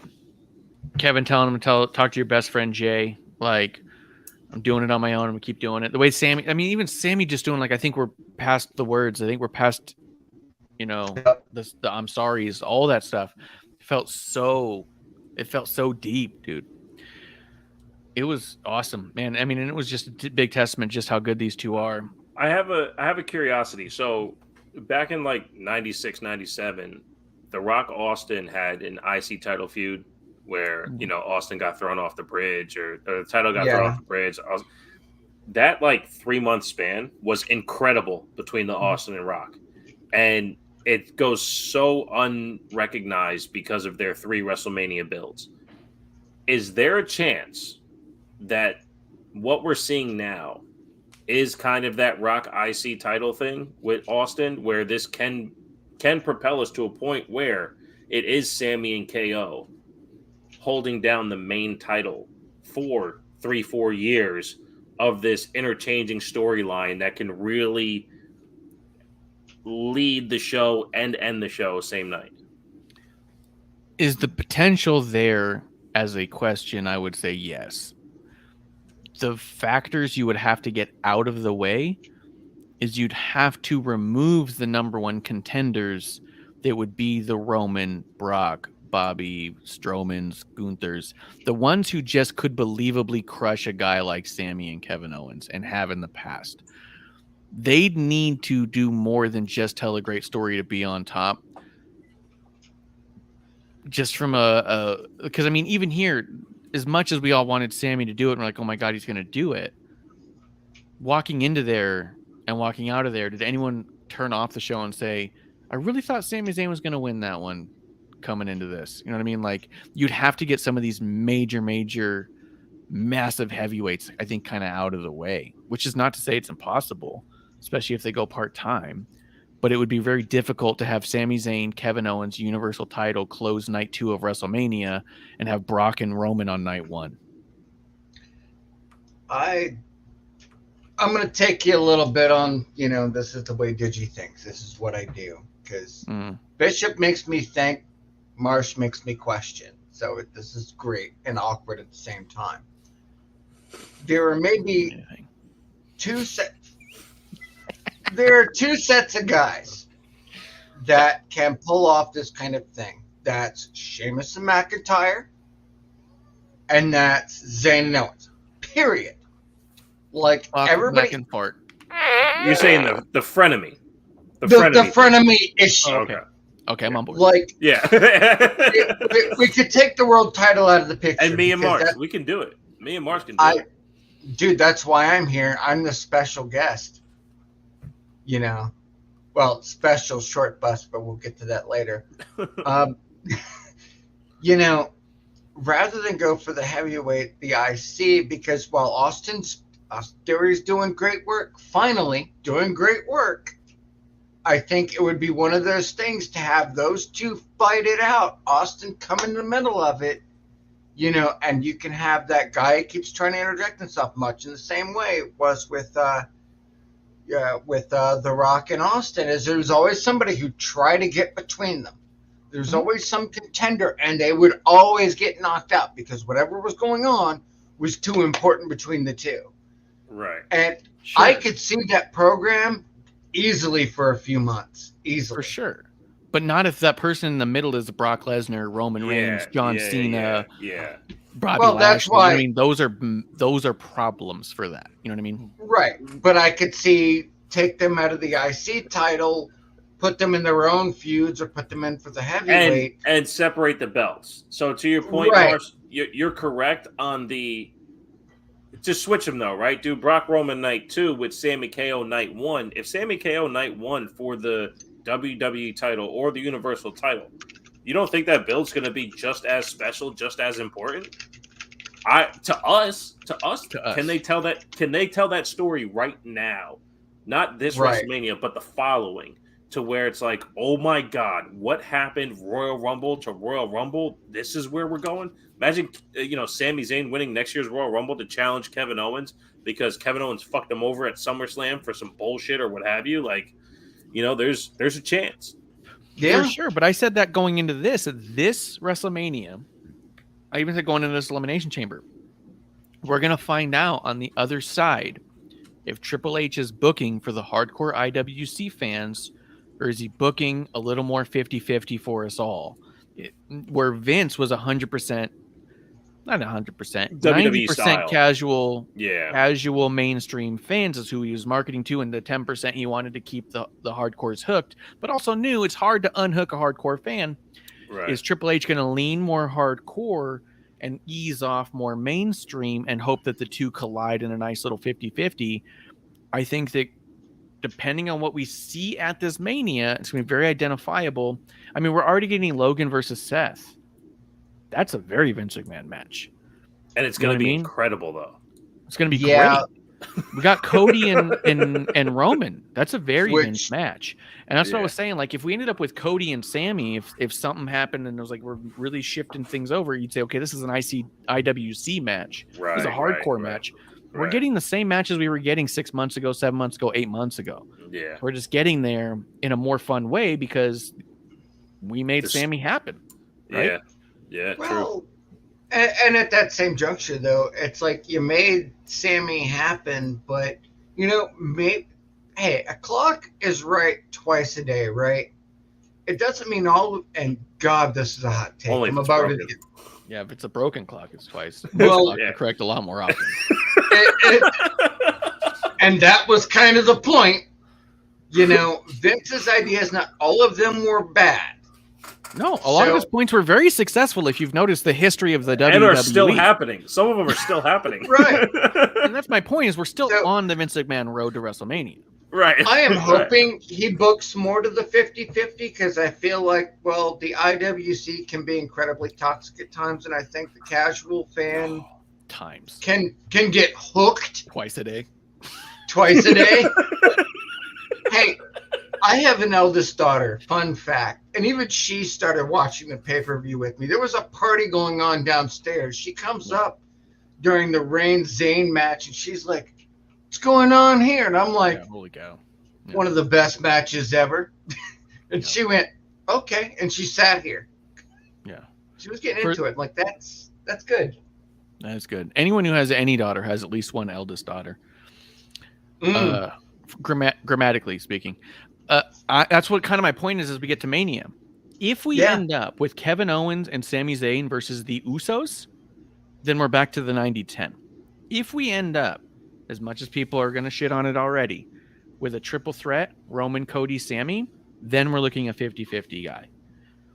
Because Sammy is so big that to put him in a tag match, although not to discount anyone in there, the Usos, Kevin Owens and Sammy on some microphones and some physicality on the way there could easily main event night one, but it won't. I don't buy the narrative that's a step down, is them going into a tag team a step down. I don't buy that. I'm not saying necessarily a step down, but it's not as elevated as the main event. Yeah, right now Zayn is, and I'm going to mid-ground this. God, I hate that. You know, right now Zayn is white hot, and they need to take that lightning and abuse it for everything that it is. And if they just put him in a tag thing when a lot of people want to see, because he's got argument for it, I had your ass down for the 10 count. You know, it discredits what everything Zayn went through to get that match. And it's not a step down it's not a step down inherently. It's a step down because it's what we've been taught. We've been taught for years and years and years that the tag matches do not matter as much. So there was definitely some IWC things that I just heard that we have to shake out. He's not being just thrown into a tag team. They're building the story of why that tag would be so important and why that tag would be the only legitimate contenders for the Usos, who have been champions for almost 2 years. So it's not just thrown together. This story is taking us there. But to your point, Sammy was also built to where if there was a roadblock, not for NXT, or if there was a what was the other one? Stomping Ground or Fastlane. Fastlane. Yeah. If there was a Fastlane, Sammy would have his rematch. Sammy would go up against him for that gratuitous reason of I had you for the 10 count. But he could also maybe get backlash. Let's say Cody wins. Who's the first contender for Cody? It is Sammy. They're already telling us that story to Marsh's point last Monday Night Raw. So, or not this one, the one before that. So the story is taking us there. I saw that narrative right after Elimination Chamber that, they're just going to throw him in a tag team. This isn't throwing into, and this isn't a step down. This is an evolution of the story. Sami Zayn to Marsh and I talked about this. Fuck, man. I don't know. What was it, like episode 1 maybe? Sammy has been building this character without wrestling. Yes. Sammy got to a title match. You know how Logan Paul wrestled for the title after 2 matches? Sammy wrestled for the title while wrestling 1 match against Kevin Owens. But he really didn't have to wrestle. He only did it so Kevin Owens couldn't make it to Royal Rumble. Like, this isn't a thing. It's Sammy did this on character work alone, and that character work alone has shown why he's important enough to get rid of Roman Reigns. Therefore, if him and KO together form this tag team through this story, they will be the only legitimate contenders to beat the Usos for the titles. It's right in front of us. It's right in front of us. And you can say it's not less, or you can say it's not a step down, but it is certainly less than being in the main event of WrestleMania for a world title. There's no beating around the bush about it. The tag team titles do not mean as much as a singles title. And you have a single competitor who is so hot that they wanted him to beat a guy on a 900-day streak on a non-Mania pay-per-view, which is also crazy to think. We should not want stuff like that, right? But he's that hot that if you put him with his best friend and they take out the Usos, does that feel as big as Cody Rhodes taking down Roman Reigns? Not at all. You know what? And now you're making me think. Stop it. You're welcome. See, they put John Cena with the Intercontinental title for a while with the Open Challenge and whatnot to give Shawn. He's never won the Intercontinental title, but go ahead. The U.S. title, yep. U.S. title, same difference. It's all the same mid-card. It's good. I can't tell the Actually, until then, it wasn't the same mid-card. Until then, the U.S. title was a step below the mid-card. John Cena elevated it to the mid, which is nice. That's fair. But that was the point, is John Cena put shine on the title, regardless of whether I changed the name or not. Sure. He elevated the title. This could be a way of putting those two. They defeat the Usos. It's not the same 2 teams battling it out, and that might be a way to elevate the tag title so it actually means something. Do you think fucking 3-year reign with the tag titles hasn't meant anything now? No, I think it's gotten stale because it's the same. It's New Day or the Usos. New Day or the Usos. New Day or the Usos. And that's what it's been the last 3 or 4 years. And guess who's going to take the title off of Sammy and KO? The New Day. Are you sure? At a fucking random, what Extreme Rules, the Usos will take it in 2 months. Right. It'll be a short run. At Hell in a Cell. Point. At Hell in a Cell. And that's what I mean. My point of, is it a step down? Maybe not. Is it less than? Absolutely. Because you're not going to have the impact of taking down a Roman Reigns. You're going to have the impact of getting the tag titles off of the Usos for a short period of time and then splitting the titles back up. It'll be a facility. It'll feel transitional after a month or 2. It'll be amazing one to get there. And then a month or 2 later, you go, well, I guess we're just done with that, huh? You know what I mean? That's my problem, is it's a less than. Like a Liv Morgan title run. Got it. Yeah, her title run was less than. And even Bianca's title reigns have been less than. Her runs to get there have been incredible. She's a moment maker and not a reign. Better as a chaser, less as a holder. Hey, I'm not saying you're wrong. I'm trying to see your guys' perspective. I've said both of those things for months. I mean, that's the thing. Like, Live Right Now is so fucking incredible. The fans cannot get enough of her. And I tell every single person, you don't even get a choice anymore. This shit ain't about you. This is Liv doing everything she's always done. Her title run was shit on by fans for zero reason, except for the fact that Ronda was there. If Ronda wasn't there, guess what? the other half of fans that didn't want to shit on Ronda would still shit on Liv because it wasn't as fun. But now Liv isn't really picking up the microphone. She's just performing in the ring as she always done. She's fully in control of everything she's doing out there, and everybody just loves her. So keep the title away from her, and we get the Liv that Liv wants to be, not the Liv that we want her to be. This is Liv being Liv, and she's fucking incredible for it. Hey, awesome. Marsh, I'm here for the whole podcast. I'll tell you why later. Just got canceled? Good. Yes. To be fair, the Liv that I want is the one chasing chickens at her house, which if you've never seen her YouTube channel, it is gloriously cute. Sorry, I lost track. That text message just fucked me up for a minute. I apologize. Let's talk how the Elimination Chamber opened, though, with the Women's Elimination Chamber match. Asuka, Carmella, Raquel Rodriguez, Nikki Cross, Natalya, and Liv Morgan. Rachel's probably just as good, though. She's pretty solid. Yeah. It started with Liv and Natalya, which was sick because they did a bunch of like wrestling, which I liked. But the head in the side of the ring thing. Hi. Yep, Grim Reaper's coming through. Hi. It's Grim Reaper. That's how he talks. Cheers to Grim Reaper. Cheers. Yep. Yeah, tell me what you thought about this match. I liked it overall. I thought it was really fun. I thought there was a ton of great character work in here. Carmella is fucking outstanding. I said Carmella is perfect. Is that close to outstanding? That was my comment. Yeah. I said, Carmella is perfect. Such an athlete and knows her character. She was amazing. She needs a different pant choice because they were falling down in the front and then falling down in the back. They were but other than that, she was fucking incredible. But they were hooked on the hips. They weren't going to come down. Yeah, they were. Well, no, like just the aesthetic of how they kept changing. Yeah, it was just weird. It was distracting for me because everything else she was doing was awesome. It was distracting the Corey Graves too. We heard it throughout commentary. Yeah, true too.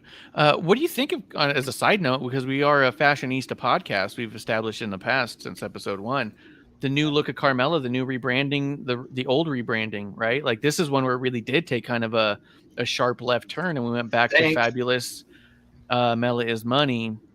I would have liked a little bit of a mix between the two, if I'm honest, because I like to see growth and not steps backwards. That's not to say that she hasn't been impeccable throughout all of it, because I think she does the best with whatever she's given every time, and it's crazy because you'd think that something's got to fall flat, but it won't with her. But I've always preferred her in those kind of baggy pants and sneakers for some reason. Maybe it is a mix when you think about it, because the leopard print, the top. I think there's authenticity there when she's in the baggy pants and sneakers. I think that's who she wants to be. Yeah, I feel the authenticity there. I find so. I mean, we talk about this, every once in a while, the nuance in characters and shit like that, and what wrestling is. When she was doing the mask, the most beautiful woman in WWE, it sacrificed her in-ring work because the character didn't call for that. But when Carmella wrestles and is given the opportunity to wrestle, I absolutely enjoy her athleticism. So she's one of the few, like I saw somebody tweeted out, she's a super kick spammer. And I could see that. She uses it kind of as a crutch in her matches. But she also has a fantastic super kick on all levels. If someone's kneeling and she's kicking, if somebody's in the corner and she's kicking, she knows how to perform it. So use it as much as you want. I say that about the Usos all the time. They can super kick all day long because they don't use it as a false finish. They use it as an opportunity to get to the next step because it's like more like a jab to them than it is a hook or an uppercut. So I absolutely, and I enjoy this Carmella. I think she's just in her element as this character. Like, and I'll agree with you. I did not like the bougie look, the act. Like, there were some shades, but I always enjoyed her as the Princess of Staten Island. I understand why some of the gear changed, because you no longer have Enzo and Cass, because that's how she was grouped as a faction, as it were. Yeah, they all had the leopard stuff going on. Right. Yeah. Good So call. she doesn't have that. There's a little bit of an adjustment, Yeah. but thank God. Like, this feels more authentic. This feels more fun. She does great character work, and that's I can't, like, I'm so grateful she was in the damn match because she made it. So many moments were about her reaction, how she dealt with it. She's responsible for 3 fucking panes of plastic breaking. Yeah. She also eliminated the most number of people at 2, but still. Oh wait, no, Asuka did. Never mind. Asuka got 3. But I would say here's something else about Carmella that's amazing. She does the same spot in every match that has more than one person. Mm-hmm. I was actually saying this to producer lady. I think she tweeted out something because I said it. I said Carmella shines in triple threats. I kind of want her in the Asuka Bianca match. I wouldn't be opposed at all if Carmella weasels herself into triple threat, because for some reason or another, most people have really hard times shining in triple threats, and triple threats become messes. Fatal 4-ways, all of them are just messes. People are laying off to the side. I mean, fuck. Just watch Gargano during the elimination match. What the fuck are you doing half this match? Watch him in the Rumble. What the fuck are you doing over there? He's waiting for his turn to do all the things he wants to do. Waiting for his turn. Carmella is so smooth and natural and all that stuff that she shines in triple threats so much. I want her in the Mania match already. She does this one spot that I've seen her do at every live event I've ever been to, every TV taping I've ever been to, and I've never seen the crowd not react hot, where she goes for a pin and it doesn't go. So she pins the other person and it doesn't go. So she pins the other person and she keeps screaming after every pin, ah! Yeah. Ah! Ah! And she does it like 4 times in a row, and then she just starts like hitting the ground like, damn it, And she's special because Liv tried to do that for a while and nobody cared, and it didn't hit the same way. Yeah. Yep. And Carmella's done it in every single match that's had more than one opponent every time, and it hits every time. The crowd laughs, they cheer, they boo, they always react, and it's like she's a master, dude. It was like 5 or 6 years ago. The missus and I, we went to a live event, and that's when Carmella started with the ref, where she would like go between the ropes and scream at the ref to get the attention. And like we were sitting in the crowd going, what the fuck is that? What's going on? And then we started watching, and we're seeing Carmella like be a weasel. Yeah. But she's navigated that character into this new shit talking way. Like, she was in the pod, and I forgot who it was came across, and she's like, "Oh my god, I love that for you." Like, so it's like she's, like I said, she in this particular character she feels so at home. And she's such an incredible athlete, and I love the weaseling that she does. Like Digi said, she's responsible for breaking 3 panes of the Elimination Chamber. She's constantly like trying to get out of the way, but she doesn't do it in like like an Austin Theory way, or a Gargano way, or anyone else in the Rumble who's like, oh, let me just like tuck away. She makes it a part of her performance into why she's getting away, like because that's just who she is. Movement or verbiage she uses is without a why. Right? And nothing every other people, nothing in a long time is without the why. Wasted. Where a lot of people do stuff and the why is, I'm waiting for my spot. Yeah, all of her actions and words are motivated by something that's happening right there in front of you that you can tell her character would say and do in that moment. The way she like snarled at, not quite a snarl, but like when Nikki's going by and she just kind of gives this look like, ooh. Yeah. I almost wonder how much time she spent with Natalya, because as I think about it, there's her own personal takes on a lot of shades of the various versions of Natalya. I wonder how much time she spent with a clear veteran of the industry, because she's nailing it hardcore. Well, let's think of it this way. Until this year, Carmella was never not on SmackDown. She was a part of the original women on SmackDown. Natty has spent the better part of her last several years on SmackDown, and I can tell you without a shadow of a doubt, regardless of what the IWC says, that locker room respects the shit out of Natty. She is Mama Bear. Oh, No yeah. mistakes about it. She is the mama bear back there. She is the foundation back there. And if you're not sure, you better ask Natty. You know what I mean? Like, there is no way Carmella has ignored Natty and her advice over the past 6 years. You know what I mean?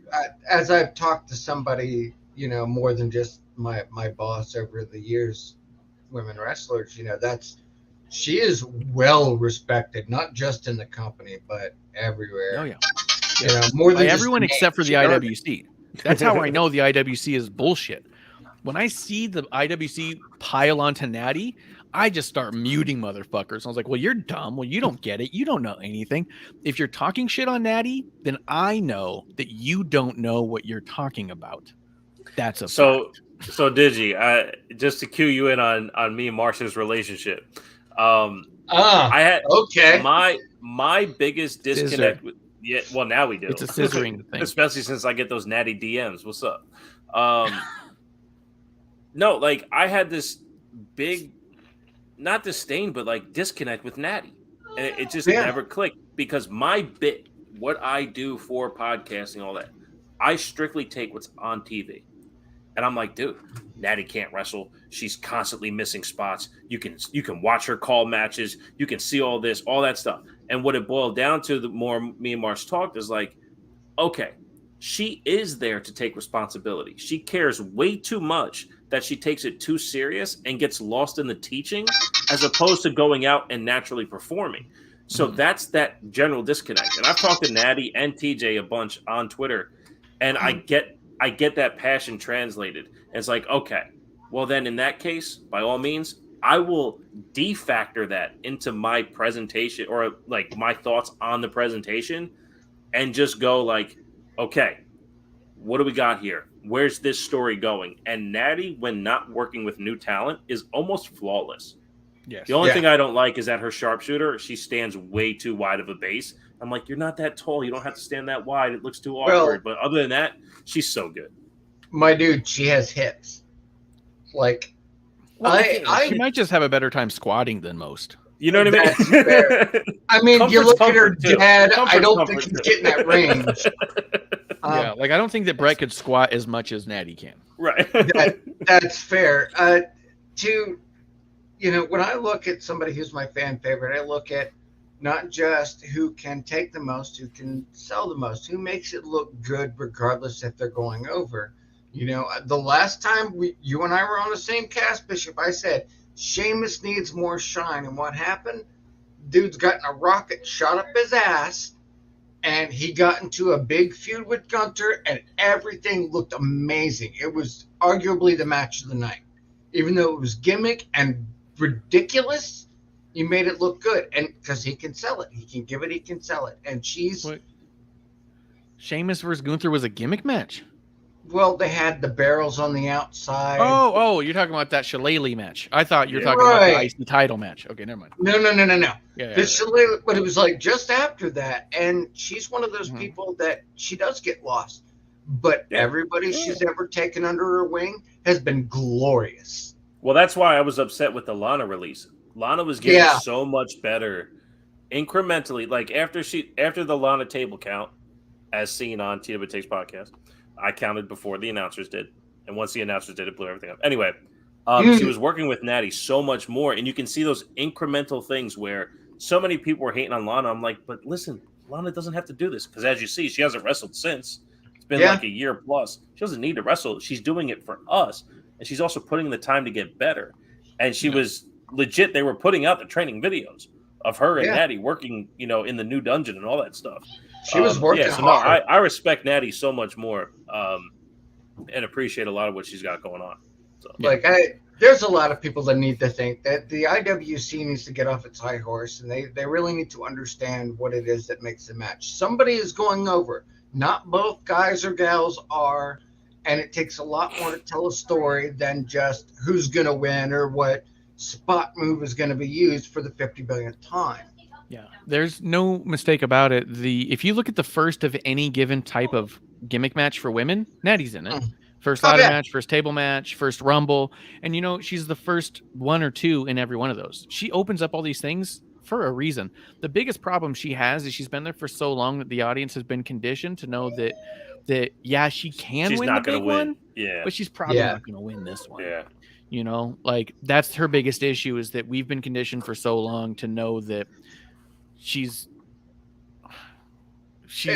I mean, I know that like as a performer, she's got to want the big one again, right? There's no way she can't. But we've been conditioned to think of her as being almost bigger than that. She's like she is like that long term. Staple. She's the staple, and she's the one who's going to be building all of our stars for the future. So she's like spitting them all out. So it's like, yeah, you don't get to be the star right now, but your Hall of Fame speech will be dope. You know what I mean? Yeah. Yeah. Well, it's like, it's kind of like, fuck. I mean, I want her to have the best of both worlds, but you know, it is what it is. When they were doing the releases, one of the things I saw popular is, why didn't you release Natty? Why didn't you release Dolph Ziggler? And my thought was, are you freaking stupid? Yeah. Because we want a women's division to succeed. Yeah, right. They're both workhorses. Why would you give somebody away like that? Yeah. No, to be honest, if I'm starting a wrestling company, the first person I call is Natty before any man even. Hey, Natty. I rode an elevator with Drew Gulak, and I asked him, what's your favorite part about not being on TV? And he looked at me like I was an asshole, as if I was saying he doesn't deserve to be on TV. But my point was what you're just saying about Natty and Dolph. They're sitting at the lunch room table, and they're talking wrestling, and they're just layering out all the information they have for everyone to absorb, to go, I can do that now. This is how I apply that. Oh, you got this thing? Wait 2 more seconds. That whole thing. That kind of thing is what I was expecting to hear from Drew, but it was 2:00 in the morning, and whatever. But that's why Natty's there. That's why Dolph is there. That's why we see Dolph maybe 5 times a year on TV. But those other 25 weeks, 30 weeks that he's showing up to Raw and not getting on TV, that knowledge is being passed 1,000%. When you hear, I don't know how many other podcasts you guys listen to, but when you listen to anyone who like adjacently steps into the business, they constantly talk about how, oh, well, yeah, I saw this guy having a conversation, that guy having a conversation, and these guys were doing this, and those guys were hanging out over there. Oh, you wouldn't believe that these guys are friends, because we only see on TV. Yeah. So to guess anything else just makes you a fucking idiot. Yep. And but yeah, I don't want to segue us anymore, because we're all got, a little thing. We have an entire pay-per-view and cast to talk about. That's a good point. Let's keep it going. We do have the Broadcast Podcast. Evening, gentlemen. Cheers to the Broadcast Podcast. Are you familiar with them? Cheers. Gizzy? You just made a face. I am not, but if they're here. Yeah, they're buddies. They've played my commercial a couple times on their podcast. No kidding. The Broadcast, they're out of Australia. They do. Oh. Yeah, they do old school pay-per-views, watch-alongs. They'll do like 2 matches. Yes. You've told me They'll do that. 2 matches back-to-back from different pay-per-views, and they talk shit to each other. Whether they enjoy the match or not is kind of up to your interpretation as you're listening. So cheers, brothers. Cheers to them. Cheers, oi, oi, oi. And, Well, they just left the chat. Well, I was going to be like, look me up later. Look, you started the show saying you have no socials. You're right, because I'm not cool enough to have socials compared to everybody else in my life. Hey, Digi, sign up for Twitter right now. Yeah, sign up for Twitter. Ask your eldest daughter how to. I might have to. I do have a Twitter. I don't think it's product friendly. I agree. You follow me. You know my opinions are not allowed. Let's see. Although I will say Asuka winning was fucking dope. I also love the way Carmella was taken out. Carmella taken out by I just like Carmella so much. Yeah. That move. There were so many good things. Everyone was putting each other over so fucking good. To be honest, let's segue into this real quick. Nikki Cross in here I thought was awesome and looked crazy and jumped off shit the way I thought she would. I said going into this match, Nikki Cross is going to do some crazy shit. Watch out. Everyone said it was going to be Liv, and I thought Liv might, and Liv is great, and she did awesome here. I loved Liv in this match. Yeah. But I was like, Nikki's gonna do some crazy shit because she's the one who always does, and she did. And that's why I was really annoyed at Raw, where she comes over and pouts to Candice LeRae, all pouty. I don't have my friend. Well, she didn't go up to, did she go close enough to Candice for Candice to recognize? Is that what you were thinking? Candice she walked up to Candice and basically like nose to shoulder, like, I don't have any friends anymore, and then like walked away. No, Candice went up to her because stopped her. Yeah, Nikki was walking by. Candice stopped Nikki, and then Nikki told her. But I agree with you. They're making it a point of Candice's strength, not Nikki as her own character. But yes, Nikki took the bump through the chamber. Nikki jumped off the chamber. I thought Nikki was incredible in the match. Nikki not bad for a history major, huh? What are we doing? Nikki is so fucking good. Yeah. What are we doing here? We are continuously repackaging her and minimizing her, and she should be a staple. Yeah. I don't get it. I don't either. And especially now, it feels like they're sacrificing her for Candice. And I'm not saying Candice isn't worth it or Candice isn't good, but Candice just got here, dude. You know what I mean? Again. Build Candice around Nikki, not the other way around. Yeah. No, I hear you. And that's the thing. Like, Nikki's been here, and for all intents and purposes, the only time we got Nikki was Nikki ASH. Yes. The second Nikki showed up and told Becky, I want to play, I mean, it was incredible. I just got goosebumps again. Yeah. Like, how many times I've showed that to people? Yes. It's fucking amazing. That's Nikki. When people say, why do you like wrestling? I show them Nikki's promo on Becky. Yes. That's why I like wrestling, because look at this. Look at Nikki. I'll tell you what got me Nikki, in the WWE-esque brand is when it was the Nikki's Got a Secret. That was just, she spent like 3 months. That's all she fucking did and all she said. And it was just, everybody wanted to know, what's that secret? Come tell us.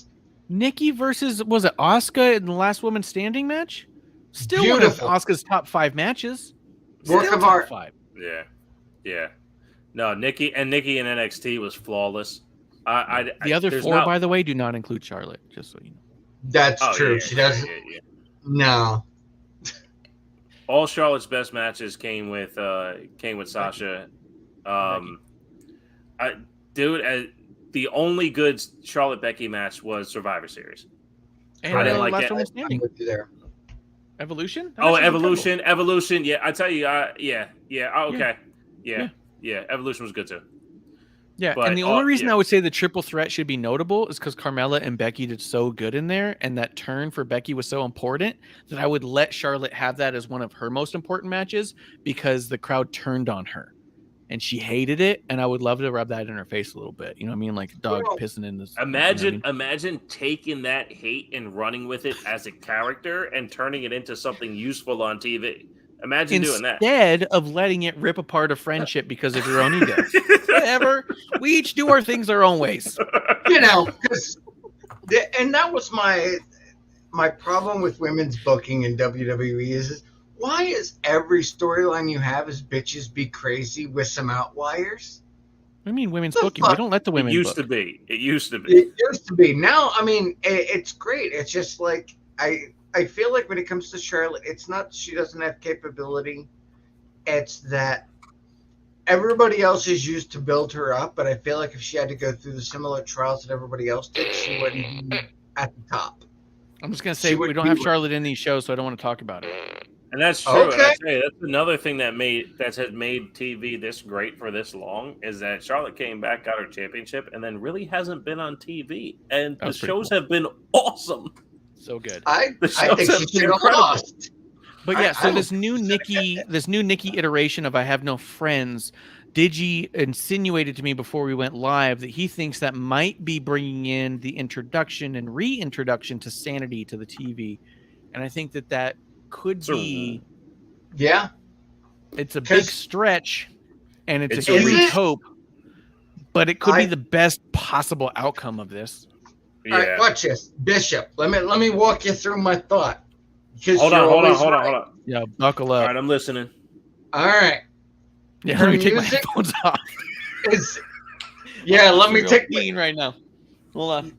So her current theme right now is a mix of the old Santa the NXT theme and her current theme. She's sporting the jacket with the same symbology. She's doing the virtual same gimmick. She's stalking people backstage, and then she says, "All my friends are gone." I mean, does that not seem like it's a realistic possibility? It's right there. It's definitely right there, and I love the idea. The only reason why I don't fantasy book is because that idea, it works, and it works in a way that adds depth to the show, depth to the tag division, depth to the IC division, depth to the women's division, depth to Nikki's character. It gives Nikki support. So like all that stuff, that mental investment into what could happen if it doesn't would suck. And faction warfare. We now have it's multiple a great factions idea, with a woman. Yeah, we have multiple factions with one woman. So right now, Sanity more than ever should be around because we have Judgment Day. We have the club. 3-1 with Judgment Day would be awesome. 2-1 with Hit Row would be awesome. Hit Row, yeah. We have multiple factions with a singular woman, Legato. It's right there. I mean, even Edge and Beth Phoenix, you could do more where Edge gets a friend. He can team up with Ray. Like you can do more things now with more people. And that's the thing I noticed was that, keeping similar on topic, the Edge Beth Phoenix, that whole tag team match, it wasn't tag and the other gender has to get out. It was tags because I needed to, as if they're kind of working their way into what is now considered modern intergender matches. It looked more like a regular tag match. Right. Yeah. Yeah, it was great. I mean, that would make sense. Structure-wise. Right. Structure-wise, Four veterans in the ring to see what the audience thinks. You know what it felt like to me? It felt like they wanted to know if people actually wanted to see Beth versus Rhea. They gave him a lot of time. They gave him so much time that I was like, are they not sure if that's what we want? Like, what? I always kind of felt that that's what they wanted. The fans be damned. I laughed because I agree with your sentiment, March. You said that in terms of that's all we want. Yeah. Like Edge and Finn don't need to be here. Right. You know what I mean? Like but that's why they were there. They were there so Rhea's team could lose. You're not gonna have Rhea lose heading into WrestleMania. That's the only reason why they were there. Right. So Finn can take the pin. But there was so much time in between there that I was watching for a while being like, wow, this is a lot of Beth and Rhea. This is awesome. Yeah, and at one point I was all like, do they not know? Or do they know? Are they like testing you? Because, sometimes they'll put people face to face like that whole Mickey Trish thing, and it never panned out. But they were in the Rumble and they let everyone kind of fall out. And then they had that moment where they stared at each other just to see what the crowd would do. Does the crowd really care anymore? Do they remember? Yeah. Do they remember? Is the age group of the crowd shifted so much that it's really not that important? How's it going to be? And as soon as they looked at each other and they looked in the audience and then they looked back at each other, the audience just went, oh, fuck. Whoa. And it was like, yeah, we do want this again. We want this. Give us this moment at least. Don't shortchange us on here. This felt a lot like, let's see if they want it. And I was like, you dumb motherfuckers sometime. God, you can't tell if you can't tell if we want Beth versus Rhea, that's why you think we want more Gargano. Right. Well, and that's why instead of looking at that aspect of it, I went with how are they structuring the match? Because they've pushed for a while now that Rhea can handle a man, that Beth can handle a man.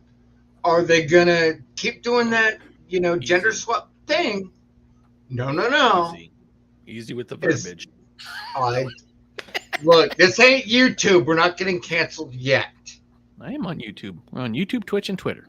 Well, if you repost this, that's your own fault for demonetization. We're live, pal. You're live, pal.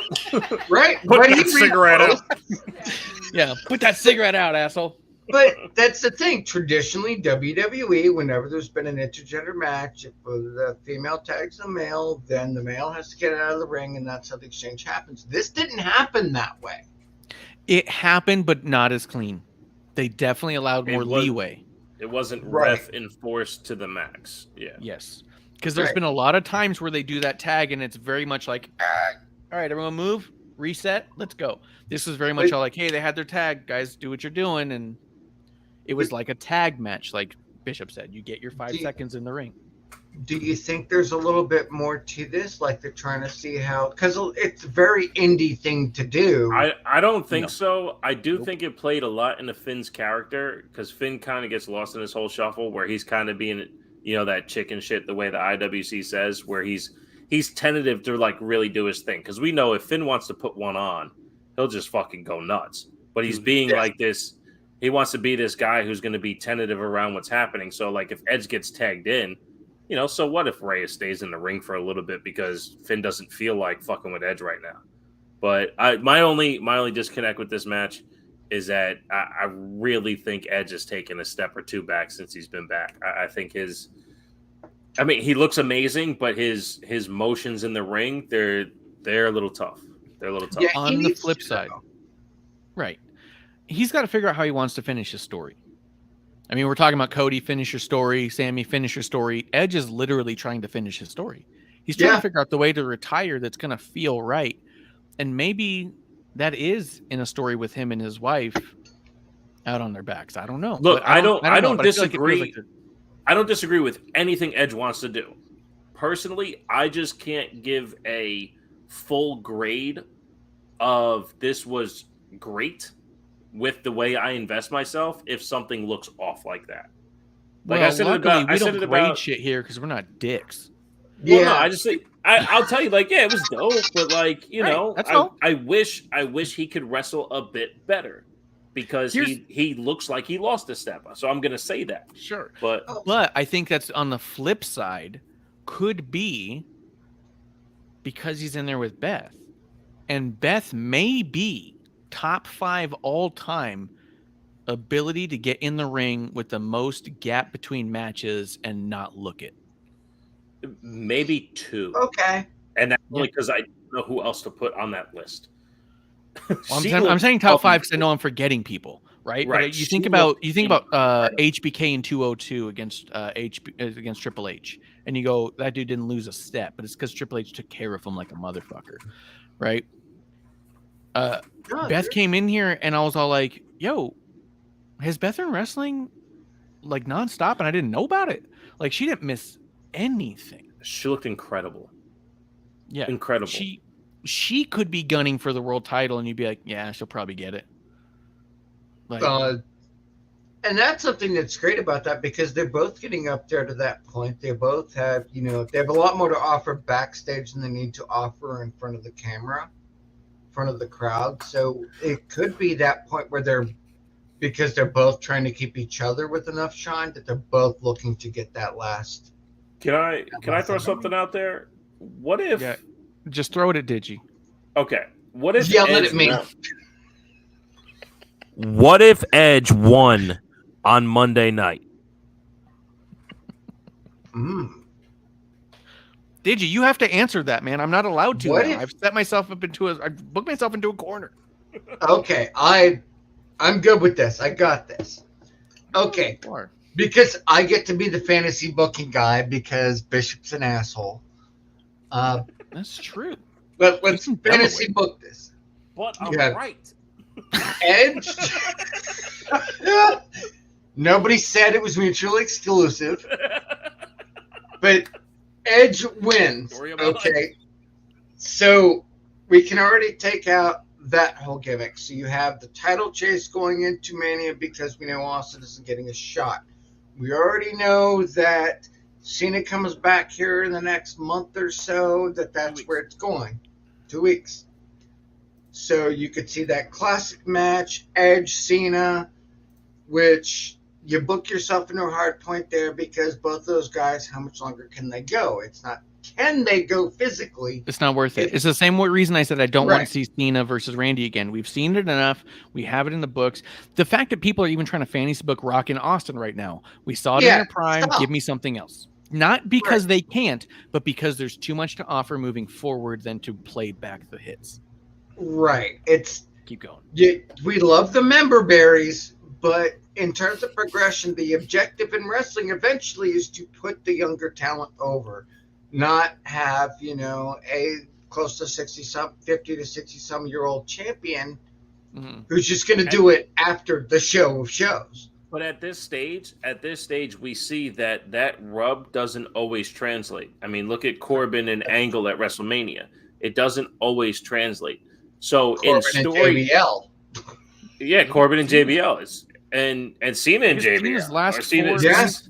Cena and Shinsuke, Cena, Roman, Cena. Yeah. How many of those did actually make a difference at this point? Right? It did. Yeah. So, my question is, if Edge was to win the U.S. title against Austin Theory, and Edge has, because this is my disconnect kind of with Edge, is he's always, to your point, Marsh, he's chasing the end of his story. But what if someone was to chase him? What if somebody was to come to Edge, not just for his name, but for that title? One of my favorite parts about Edge winning the Royal Rumble was selecting the champions, right? I believe I came on in episode 1, sorry for that mess I made, and said, what if Finn versus this Edge back then, because Finn was champion at the time, would have been fucking incredible. It would have been awesome. Dude. But this Finn versus this Edge, I'm good. But if Edge had the title and somebody else with character work and somebody else with that head of steam in Austin Theory or someone of that ilk that needed the Edge win at WrestleMania, what does that look like? But that's not what we're getting. We're getting Edge again. What if we had a mean fucking Bronson Reed in Edge's face saying, I will put you out of your misery. Exactly. Old man. You have that title on accident.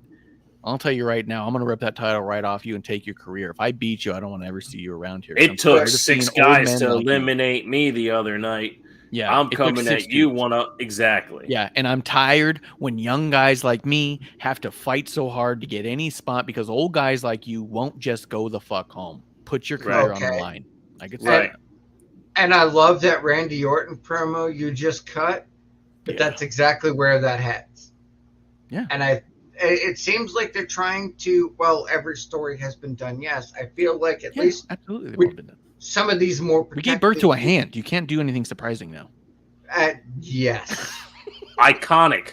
Because you still remember. Iconic. Yes. Well. Iconic.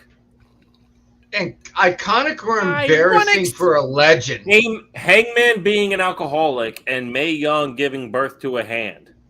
Which one is going to live on forever? Probably the hand, because they're just not on the same level. Because AEW sucks. If Mae Young didn't give birth to the hand, Wednesday Addams would not have been a hit. Fact. That's fair, but if we're going to compare apples to apples here, which you're going to remember a procession similar to The Undertaker with giant penises or somebody giving birth to a hand. Yes. Kind of hard to deal with. Yes, that did happen. For those who don't I saw it. It was all in, right? Yeah. No, sir. It was well. It was initially the Undertaker had. Yeah. There was one with Joey Ryan. Yeah, Joey Ryan at All In. He did the thing because that's the only time I saw Joey Ryan. But that and he gave Shamrock the penis flip.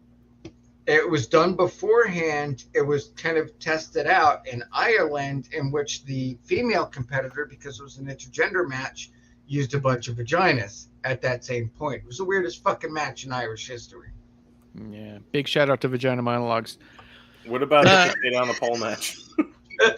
Can we get Judy Bagwell back? She seems like we can't. She passed away. R.I.P. Yeah, Judy dude. Bagwell. Why'd you say that? Fuck. Dude. Well, WCW. We can always strap them back up. Here's in our beers. That's how me and Marsh became friends. Do you watch an episode 1? No, Twitter? I didn't. WCW 2020 was coming out, and me and Marsh were all about it. We were best friends at that point. And then as soon as Sting showed up in AEW, me and Marsh were like, well, I guess we got to fucking do an episode 1 together.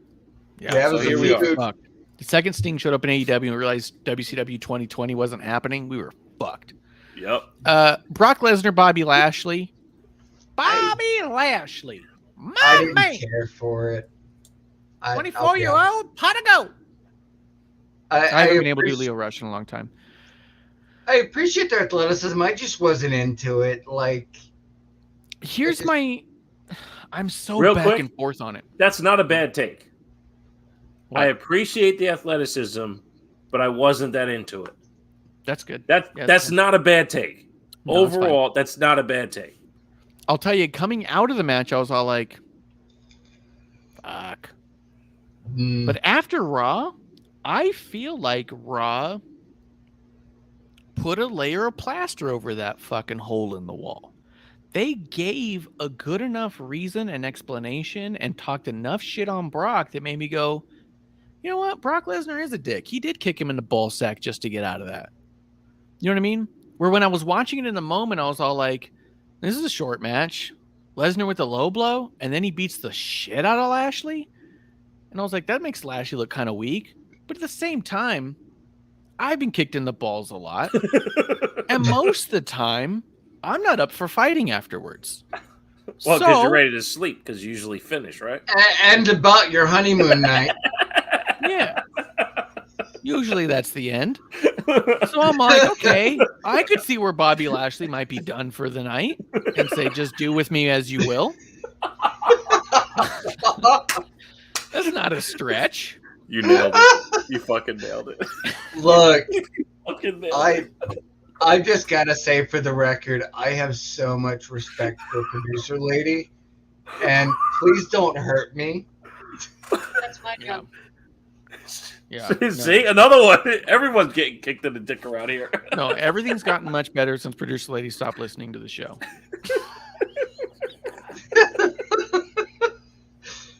Well, I have think less more bruises. I can sleep at night. I think it's all good. Yeah. Wow, this is just derailed, and I love it. Oh my god, you nailed it. But so yeah, in the moment I was like, this is some bullshit. But after Bobby and MVP talked about it, I was all like, all right, you know what? Maybe it is kind of neat because it does protect both. It does set Bobby Lashley on his Bray Wyatt storyline, which makes no sense. And it does set up Brock Lesnar to have an amazing WrestleMania match against Omos, very much the same as Undertaker versus El Gigante. But I don't know what we're actually going to get with both of them. I think that there's every possibility we actually end up with Brock and Bobby at Mania, and so both too. Omos and Bray are derailed, and maybe we get Bray versus Omos, and that's exciting. I don't know if that's exciting because I don't feel like Omos is at that point where he could carry a match. Like, you're on the East Coast, right, Digi? Yes, sir. Where on the East Coast? Pennsylvania. And there's no sarcasm in the part of Pennsylvania that you're in? I'm north of Philadelphia. We kind of just regard it as fact. Yeah. Shut it down there. There's nothing about Omos and Brock Lesnar that Marsh wants right now. I know that might be the case. I just, the city of brotherly love, I had to feel bad and take another step lower for him. But here's the deal that I didn't consider in the moment necessarily was that I was like, oh, here's where Brock breaks the Hurt Lock. Brock's going to be the one guy to break the Hurt Lock because the only person who ever broke the original Hurt Lock was Bobby Lashley because it was the Master Lock. And I was like, and here's where Brock shows that he's that powerful, and he couldn't. So it actually put over Bobby as his Hurt Lock is actually unbreakable because if Brock can't do it, who the fuck could? Right? And then Brock goes for the low blow and says, yeah, shit happens. I beat the shit out of people. Sometimes I kick him in the balls. So I am actually more interested after Raw than I was in the moment. In the moment, it was kind of shitty. But I'm curious where both of them end up for Mania at this point. I do like the idea that Bobby Lashley is getting shine, not just because he's a prior serviceman, but because, he's needed that shine. The only thing that kept him from being at that, top end book strongman badass was that we already have a Brock Lesnar. That's the only thing that kept him back. More or less. It's easy to agree with. Yeah, I mean, there was definitely a little bit some nuance there. The way he interacts with the crowd. I mean, it's still kind of that way, but there's an element of his title run and honestly the the previous Brock Lesnar stuff from last year that really got the crowd to understand who Bobby Lashley is. So, Yeah. I mean, it's a little bit of give and take there because now, honestly, in my opinion, we're in a space where two Brock Lesnar types can exist at the same time. Yeah. And I'll give you this. When we were going into SummerSlam, Brock versus Roman, and people said, this is the 100th time they fought. And it was like the 8th and like the 8th time in 7 years. And you're like, everybody should relax. we're now at a point where it's kind of like, yeah, you know what? These Brock and Bobby matches haven't clicked. But the last couple Roman Brock matches didn't quite click. Where it could feel like they're holding back because they want the big one to click. And I wonder if that's just a Brock thing. If he has a harder time holding back than he does going all in. Well, Mars, I think real quick, Didge. Okay, Mars, me and you, I think we clicked on this before. Brock Lesnar's smarter than anyone's ever given him credit for. He knows what he's doing. He's not going to put himself in position to fail. Which, not that we've ever talked about this, but the Dean Ambrose match at WrestleMania, that's the only time they ever touched. Neither one of them wanted to fucking do it. As far as I know, that Ambrose did want to get a good match out of it, but it was never something that built to anything. But everything you look at, Brock Lesnar, he gave Roman the Roman Brock stuff that didn't click. I loved it. I thought the matches were incredible. The crowd shit on everything. And we talked about this, I think it was on the last episode one. The only two people that didn't get the Brock rub from Brock doing his thing is Seth and McIntyre. Everyone else has always gained something from being in there with Brock. And right now, Bobby's legitimacy is at an all-time high. Yes, I agree. That's what I do. To capitalize on your point, because now Digi gets to be right. You know? Because one of the things that's great about Brock Lesnar is the fact that not only did he get the rub from The Undertaker, not that he needed it, but that little bit of spice helped. You know, now he's running his own mic, and he's paying it forward. And he's making sure that nobody gets booked into the ship position he was, because he was booked into the position where he was so strong, he ran through the entire roster twice over. Nobody was there to beat him. And so instead of putting Bobby Lashley into that same prospect, he's made sure that there were inklings and they're facing that gives him credibility as being strong, but not completely unbeatable. And that's smart. Yeah. I can get there. I can get there. I can my words, this is going to happen again. With who, though? With who? I don't know yet. They haven't quite built on that. It's not going to be Bray Wyatt. I'm a fanboy. It's not going to happen. But one of these two is going to... Dude, that would be a fight.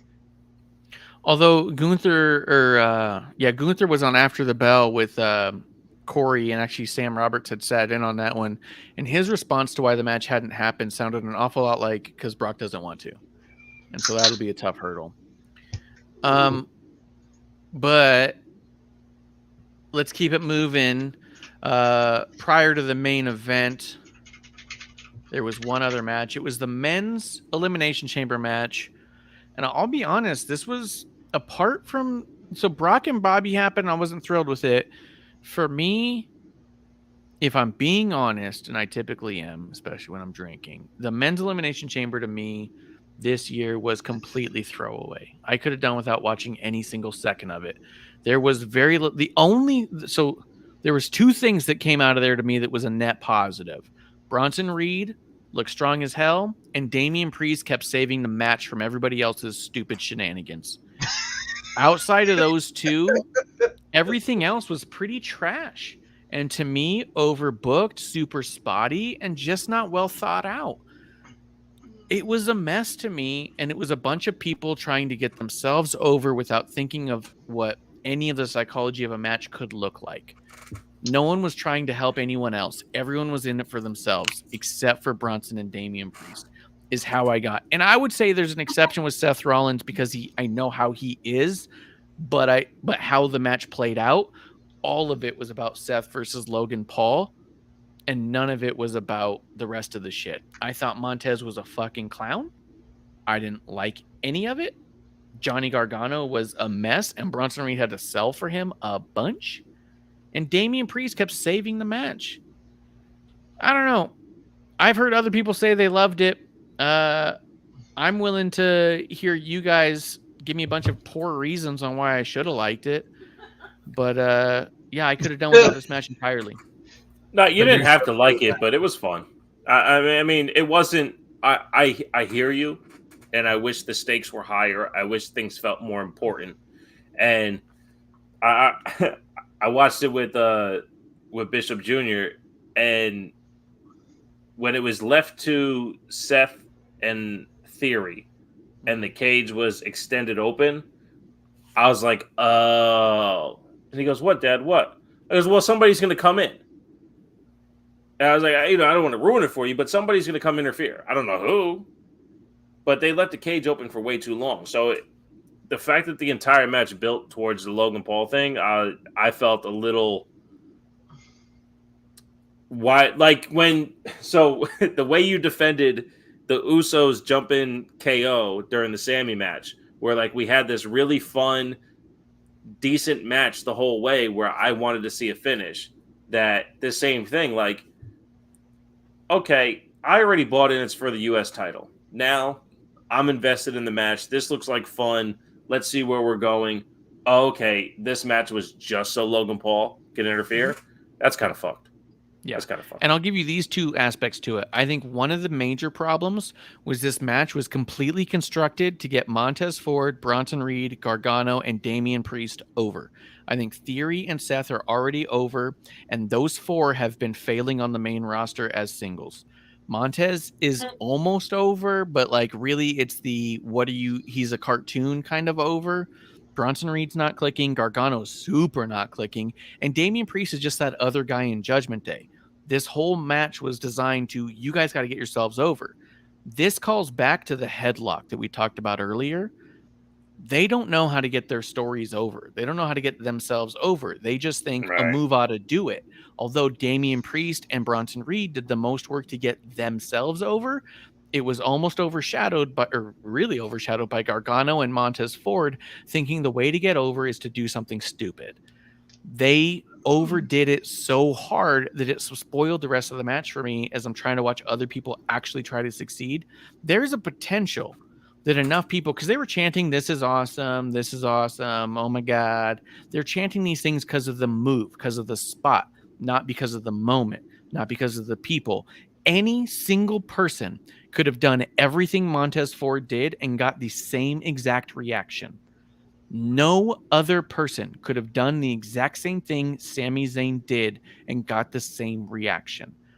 That's my point here, is this match was a bunch of moves to excite the crowd and no character work to get the crowd invested. So for me, I'm watching this match and I go, okay, it's all about Logan Paul. The other thing that was a huge disconnect for me is Montez Ford sold the shit out of a stomp that he didn't get anywhere near selling originally. He didn't get close to the mat. His arms he was like a full fucking plank. He was a foot and a half away from it and then held it like he was concussed. I was listening to some other podcast where they try to pretend they're super reputable, talking about how incredibly lost they were and how they really believed he was injured and they couldn't believe it. And I was like, there wasn't a second that I thought he was actually hurt. So much so that producer lady said, is he hurt? And I was like, no fucking way. He didn't touch. He wasn't near touching. He's a cartoon overselling this thing. So they'll open the fucking door and someone's going to come in and interfere. He just doesn't know how to sell it in a way that's believable. The only reason why I thought he was injured was because he didn't hit properly. So I thought the oversell was a misstep in the execution of the stomp on the communication part. Not on Seth, not on, you know what I mean? You know what I mean? Like a super, like how Jimmy Hart knocked himself out. Right. Or like how Samoa Joe and TJ, the muscle buster gone wrong. Like just the miscommunication on the timing, something fucked up because the move didn't hit. And they showed the replay, and even Corey Grace says, "Don't show the replay." But when you show it, nothing fucking happened. Nothing fucking happened. Did the foot hit at the vertebrae at the wrong time? You know, because I called it out on actually I think on the Fuck Dave show that I did that, or maybe I put it on Twitter when Montez did the backflip and he landed. It might have been against Elias. I don't remember who he wrestled. But he did the backflip and he landed in a way where I know the shock in the vertebrae because I've had 3 back surgeries. I know what that's like where like, oh my God, he fucked up. I was like, well, maybe this is a continuation of his spinal shit that's got him all fucked up. Because wrestlers are famous for not showing their injuries. You know what I mean? Like the real ones. So that's what I thought. Like, well, maybe this is lingering. Maybe I never once felt like it was part of the story. Yeah. Gotcha. I didn't think he was selling the stomp. I thought it was something gone wrong. Like Jimmy Corderas got knocked out when Jimmy Hart hit him in the back of the head with a megaphone. Not because Jimmy Hart hit him in the back of the head with a megaphone, but because Jimmy thought he would make the cell look so good that he threw himself on the ground so hard that his head hit the mat so hard that he knocked himself the fuck out. You know, did you go ahead and defend this shit to the best of your ability? Because this, to me, look, I'm just going to say for the record, central. Without knowing this as a fact, fast enough. Look, in the words of the producer lady, Marsh, you're driving me to drink. Okay, look, everybody played their part. It was clear that they were going through some filler to make it to that endpoint because that's what they wanted to do. Like, that was what they considered this was the high spot. Now, something I'm not hearing is that Theory throughout the match, throughout the point, camera otherwise, nobody fucking liked him. The fans hated him. The wrestlers looked like they fucking hated him. He was a douchebag. That was character work. He played the character. Good on him. And he had to hide from Gargano, for fuck's sake. Right, because he was being a cowardly heel that everybody wants to punch in the face. So he hides from a child. I would hide from him. I don't know about you. I just get those vibes. Gargano. I wouldn't care if Gargano was so fucking mad that his knuckles were white and he was bleeding from his eyes. I'd still fucking punch him in the mouth. The dude is the size of a 6-year-old girl. Every child hides from a minivan with no windows. I'm just saying. Not my favorite ones. I'm just kidding. I'm not. Now, Reed, the way they've been booking him has been, and I feel, I'm not saying I'm right, I'm not Bishop, his feeling is they're booking him like Bam Bam Bigelow used to be, like that level of strong, you know, to where he'll still take a bump or two, he might, you know, put the little guy over, but it's clear he's a threat when provoked, and that's kind of where I see him. So him looking really strong because everybody had to gang up on him to get him the fuck out makes sense to me. Ford, I agree with you, Bishop. I feel like he made it look good. He pulled just a half hair from probably injuring himself. We knew. Seth's been talking shit for 3-4 weeks now about Logan Paul, social media, this and that. We knew it was coming. There was no real surprise here. It was that they knew the end they needed to make, and everything else was filler. And they just said, go do things. So they went, we'll do things. Like Montez Ford knew for a fact he was not going to win. He was not going to be a contender. He was a sacrificial lamb. So did he do everything he could to make him seem cool? Sure. Gargano knew he was screwed from the get-go. But go have fun. So what did he do? He did Gargano things. You know, Reed knew he was getting his shot. That's where I think Marsh has a point. That because like I say this about Charlotte for years. Give me a reason to care that you win or lose, and I'll show you I can be a fan. But where Gargano comes out and cut and paste, what are we watching? We're just watching a guy do his thing. It's the same thing. Like I made the comment last week on episode 1. If Braun Strowman was a heel, you know what he would do? He would come out, he would throw people around, and he would walk away, and he would go, rah, and that's it. Like, but him as a babyface has more crowd interaction, has more character growth, has more things to attach to that makes you feel something. But the fact that Johnny comes out in these situations where there's no ability to invest, and then his wrestling ability doesn't show you a way to invest, then it's like, well, what are we doing? And to Marsha's point again, the reason why there's no believability in what he's doing is because he's 5'1". If he was 6'1" or 6'2" like a Seth, you can watch Seth do his thing all day and not care, because you have a backlog of Seth doing these things to people that matter. That goes, okay, well, at least Seth is doing his thing. But why do we care about Johnny? Look at every single crowd that Johnny goes into, because Johnny's looking at him too, and he can't find him either. The people cheering for him. Johnny comes out. Yeah, I don't see him. I don't. There's no more basic way to say it than Rey Mysterio's a huge star, and the light heavyweight division was not. You know what I mean? Like, just because you're a certain size does not mean you are excluded, Right. but because you are a certain size, it does mean you are not just going to win people over by just your flat out athleticism. Taka Michinoku, not a big star in WWF, big star in Japan, but yeah. But and he's awesome, dude. I saw him a couple years ago Oh, perform. God. So fucking good. I love that dude. But Like- at the end of the day, the light heavyweight division was a flop, but Rey Mysterio was not, because Rey was special and he made himself special. Gargano's having a really hard time making himself special because he might not be. Like, if it wasn't for, fucking Alexa Bliss, nobody would care about Nia Jax. That's probably true. That's probably true. We both have points here, but I don't feel like it was aimless. I feel it was, the aim was to the end and to get very specific spots over, like with Bronson Reed being taken out, with Theory, being a heel bitch, with fucking Logan Paul showing up. Was it a great Elimination Chamber? God, no. But was it passable compared to some of the worst shit we've seen, like a triple stack, steel cage? No, I don't think it was the bottom of the list, but it definitely wasn't the top. Well, I mean, you're talking about two different style matches. I don't want to see another triple cage, but I would rewatch any other Elimination Chamber match before rewatching this one for sure. This is easily the worst Elimination Chamber match I've seen. And I was not a big fan of the one that Shayna won. That's not because fair. I don't like Shayna, but because it was just kind of slow and boring to watch, because she just choked out every person as they came out, and you go, okay.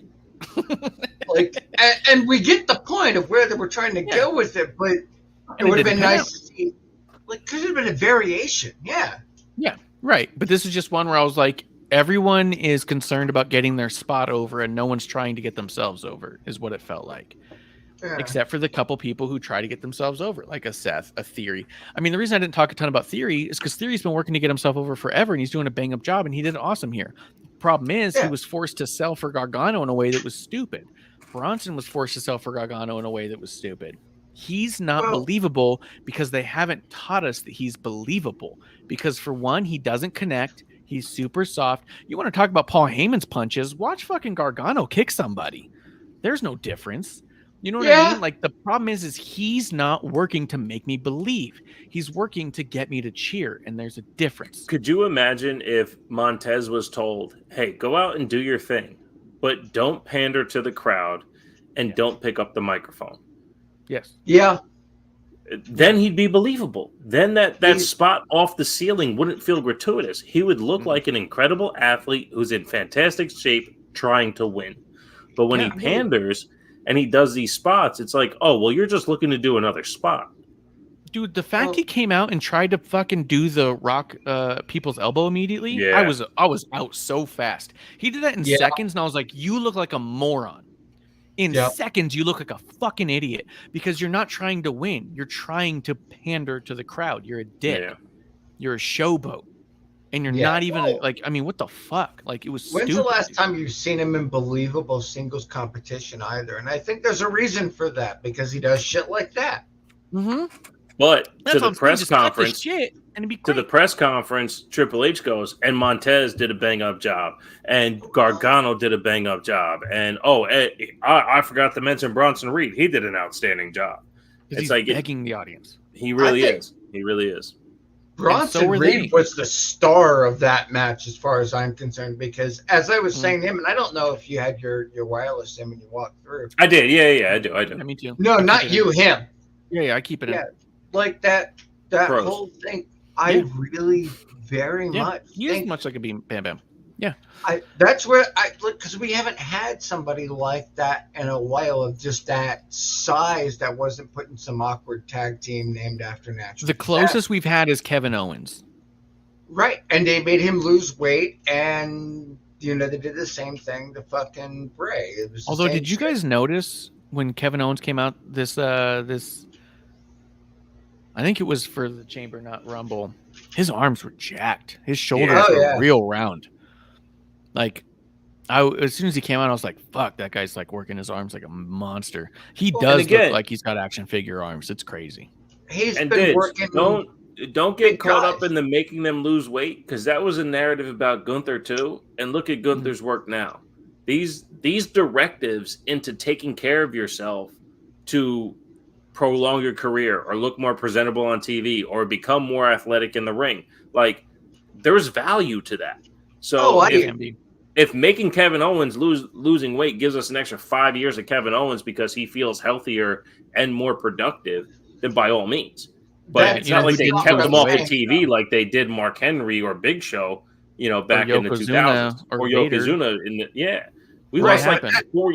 Yeah, I mean, we lost. That's what I'm saying. It's not a health issue. It's the shape and size of the individual is remarkably different compared to everybody else. Not a slight, more an observation of this is the look. Yeah. This is the line. Gotcha. That makes sense. That makes sense. Yeah.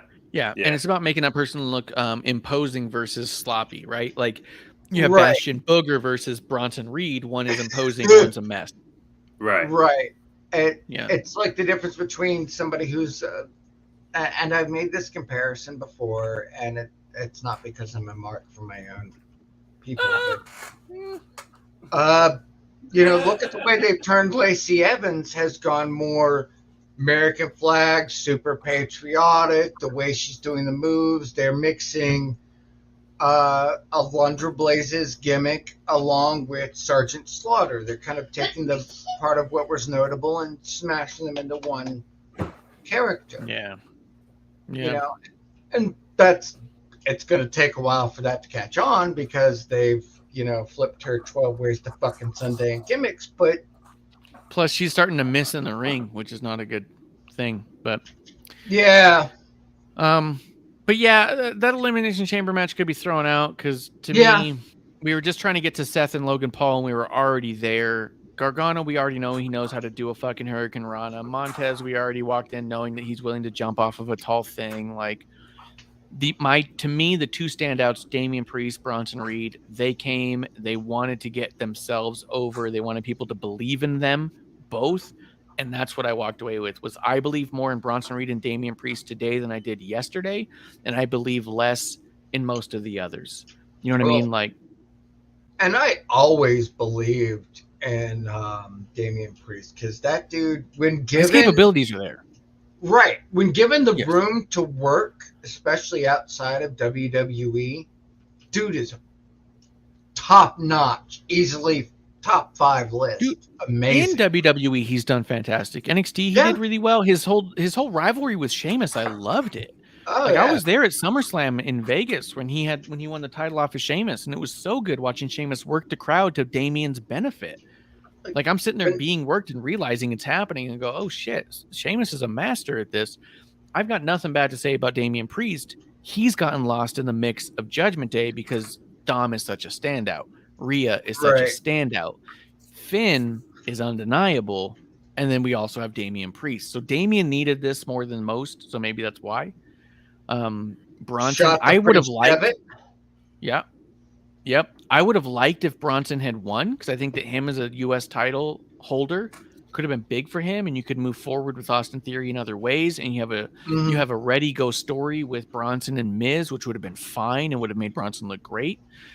But we're going back to the Austin Theory thing and the rumors that we've heard about, potentially Cena, and I'm okay with that. But at the same time, Cena's being honest, what he used to be.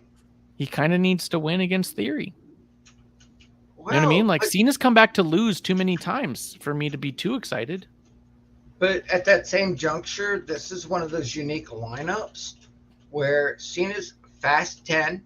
He's a heavily filmed, notable character that he might be being used as a way to gravitate not fans to watch the product. Yeah. And to put Theory over Yes. to the casuals.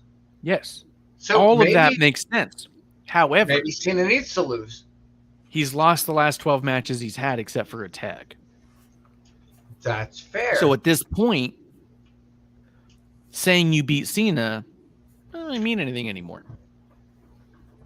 You know what I mean? Like, it's just been too many losses. So it's almost like if he's going to come back and do the road to WrestleMania, I'd like to see him decimate some people along the way. Gargano would be nice to see lose to Cena in short fashion. I mean, Montez in even quicker fashion. Montez, quicker fashion. Angelo Dawkins, fast fashion. Charlotte Flair loses to Cena in an amazing main event. I would pay. That's my WrestleMania match right there. Charlotte Flair versus John Cena. Yeah. I would pay to see that. Dude, can you imagine they put a title on the line, the winner gets the 17 or 16 or whatever? That's the title. The title good. is the 17th championship. Yeah, and it has the 17 etched on it and everything. Right. Fucking, yeah. Winner takes on Ric Flair. Yes, winner. Ric Flair is a special guest referee. Yeah. Oh, God. But it's a ladder match. So Yeah. the referee So he's on does the outside. nothing except for hold ladders out of And frame. call for the belt. Judy Not if Bagwell it's AEW, it's not out of frame. That's true. Dude, AEW. the ladder match. Oh my God. What match was it where it was Jericho and Aubrey on the outside of the ring. They're talking to each other while holding the ladders. And they got the giant boom shot from like all the way up in the rafters. The amount of times in AEW ladder matches where the referee is an important role for very long is insane to me. Every time they have a ladder match, it's like, ooh, I wonder who the ref's going to be because he's going to be in it a lot. And that's one of those significant differences in terms of refereeing. You're a ref, you'll get this mush. Is that AEW makes it a point to prop up certain referees in such a consistent way that it becomes like a social meme and commentary. WWE, it's like if the ref gets over, I don't know what the fuck they did, but let's roll with it. Yeah, how did that happen? I will say this, and then we'll talk about the last segment I want to talk about. Brock Lesnar's been beating the shit out of refs since Rumble. He beat the shit out of Eddie. I know it's not oregano. Organo? No, it's not Organo. It's not. It's spelled like oregano, but it's not. It's oregano, I think. Eddie was chucked by Brock. In this match, I forget who the ref was in it off the top of my head. I think it was Dan Angler, I think. Got fucking manhandled by Brock Lesnar. Are we building towards Brock Lesnar versus Charles Robinson at WrestleMania? Because that'd be dude, no DQ, let him just whatever it. I'd watch. Actually, what would be better than a no DQ is a very strict rules match where Charles tries to work the rules in his favor. Right. Knowing the rules better than Brock. That would be so good. I think you have a mixed tag, not a mixed tag, but a handicap match. And it's Brock Lesnar versus Charles Robinson. And then at WrestleMania, the reveal of his surprise partner, Mike Chioda.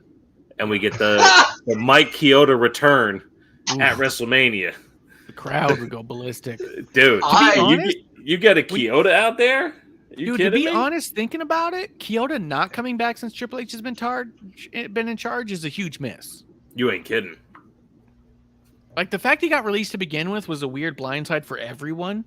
But the fact that Triple H wasn't like, someone get Chioda back in here. What the fuck are we doing? like, I got to admit that. We brought back Gargano before Chioda. We are fucking up in this office. No. We brought back Candice LeRae. And hit before I'm row. like, yeah, No, and hit row. Candice LeRae is better than Johnny. Look, I I wanna love hear it. Sarah Logan and Sarah Rowe and Valhalla, whatever you want to call her. But she has done nothing but be a nice voice and a presence. She has been no impact on any match. You're going to bring her back before Kyoto? Again, I love Sarah. I think she's fantastic. I'm so happy she's back. I wish she was more impactful, but she's not impactful. Bring back Kyoto, please. Okay, I'm going to talk to Bishop here because Marsh just doesn't get it. You listening to me? I'm listening. If two parents go out on injury and neither of them are able to walk, what's the problem? What? If two parents are laid up, you have an infant, toddler, child to take care of. How does that work out? Do you get help? Yes, you get help. Right. So you're looking at basically two people on their own. They don't have but so much. The business is heavy travel. Only one of them can take the injury. That's why Valhalla hasn't gotten majorly involved, because the risk takes out somebody to take care of their kid. Does that make sense to a parent? Yeah, but you can't dance in and out of kayfabe there. You gotta. Yeah, I was thinking WWE while you were talking, and then you're like, well, but at home, I'm thinking if she got a broken ankle, she can still take care of the kid. You would think, but not the way they live. Have you seen what they do? The like Vikings, they live the gimmick. Yeah, like Sarah, the gimmick became them. No, it's different than living the gimmick. They brought their lives into gimmick. It is weird. They're crazy. I love them. I'm on Wikipedia looking up WWE referees, and they have our favorite ref. Well, my favorite ref sign the hat. Aja. It says ring name Daphne LaShawn, real name Aja Smith. That is so fucking backwards. I should do a drawing of her. You should. She's amazing. She's so good. I should start doing some more refs. I did Charles Robinson and Jimmy Carderas years ago, and haven't drawn a ref since. I got to just do a whole ref series. Eddie Orengo. Orengo. Yes, Orengo. Orengo.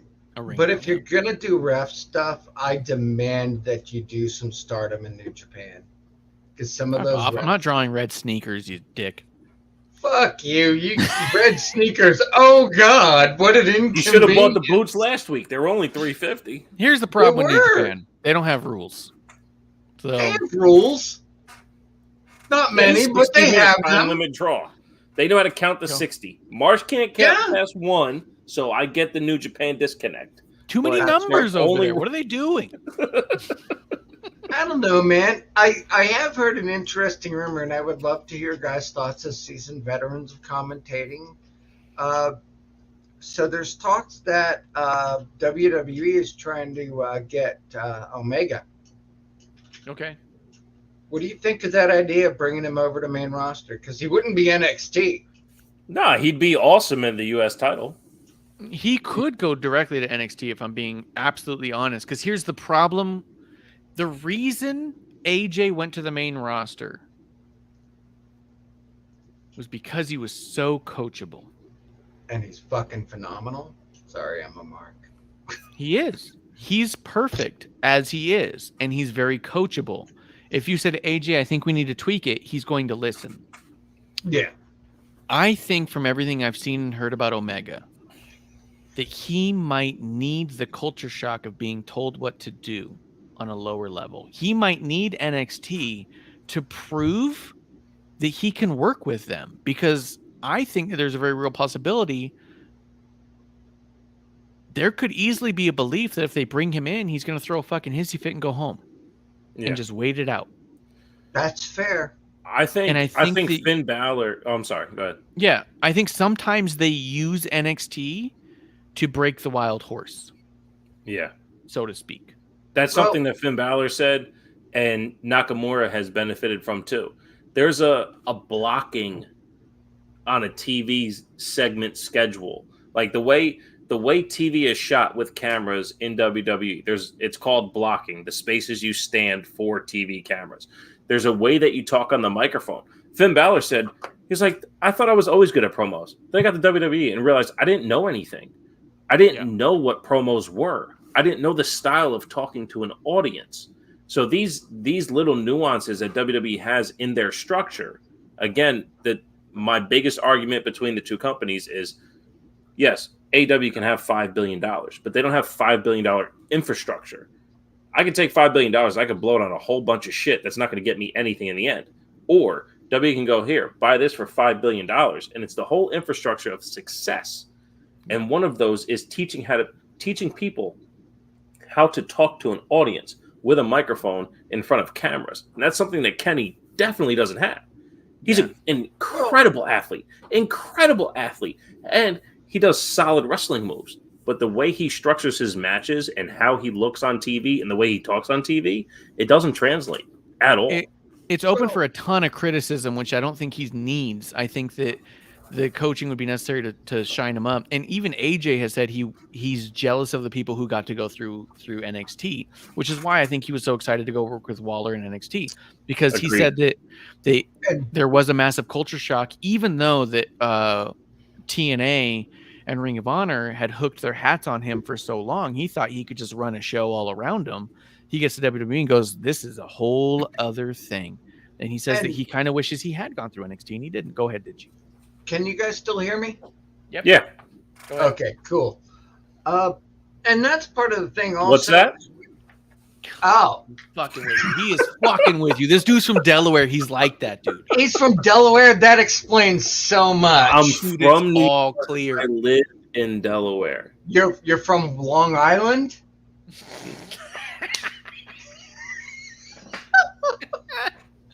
You're from That's where fake New now? York. Yeah, what part of fake New York you want to call your home again? Yeah, go ahead. What were you saying? I couldn't hear you. He's now not going to listen to me for the rest of the show. This is great. It's hard to hear over the chickens. Yeah, it is. But there's also a culture shock. I feel like AEW's fan base is an half-assed attempt to be Japanese fan base, because they try to bring that over, and that kind of works. But I think to bring it over to a more American audience, like, the style has to adjust, because Shinsuke was the king of fucking strong style, but strong style Japan versus strong style American, entirely different animals. Yeah. His first match in his the US on WWE television is a match that will live forever, not just because of his opponent, but because Japanese strong style does translate on WWE TV. Not only that, Shinsuke was one of the most over NXT wrestlers of all time. So it does translate when presented properly. But it's making it work, because if you don't have the right opponent who doesn't know how to make that shit look good, it looks fucked. Yeah. Quit trying to undermine Sami Zayn, you fuck, Bishop. Right. Pretty much, because Sammy, I love him, but it was a shock to him too, because he was like, oh shit. You know, it's like Asuka. We're seeing Asuka do strong style. Mm-hmm. You would think Bayley had a big shock. Her style has changed a lot since when she started in NXT. Her styles have changed like crazy. Speaking of Bayley, did you see Ding Dong Hello on Raw? Yeah, that was the last segment we were going to talk about. I do want to say, just to wrap up the Omega thing, I think it would be fine to see him over in WWE. I don't think WWE needs him. I don't think that he's going to I don't think he would shake up the world to be the next John Cena by any means. I think he'd play a cool part. He'd be fine. I do kind of feel he might need to go to NXT just to see if his ego can handle it, because I think that being who he is, where he is, you might want to know what kind of ego you're working with. And his ego might be the biggest question of all. Can I ask you a real question about that, though? Like, specifically, when you turn on AEW television, who is Kenny Omega? You know what I mean? Like, I get the behind the scenes stuff of it, but it's not like on TV he's some godly entity. He wins a bunch of matches and then he loses some, but it's not like everything I've ever heard about him. And look, I'm fair. To me, I think I'm fair. His matches are okay. His athleticism is off the charts.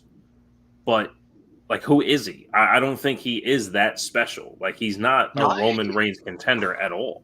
But the thing is, the special is within him, because I'll say this before I throw it back to Digi. Klump was so excited about AEW because it was the Young Bucks and Kenny Omega that he knew from NJPW and loved everything they did. I've seen his triples, his 3 matches with Okada, and they were special in so many ways.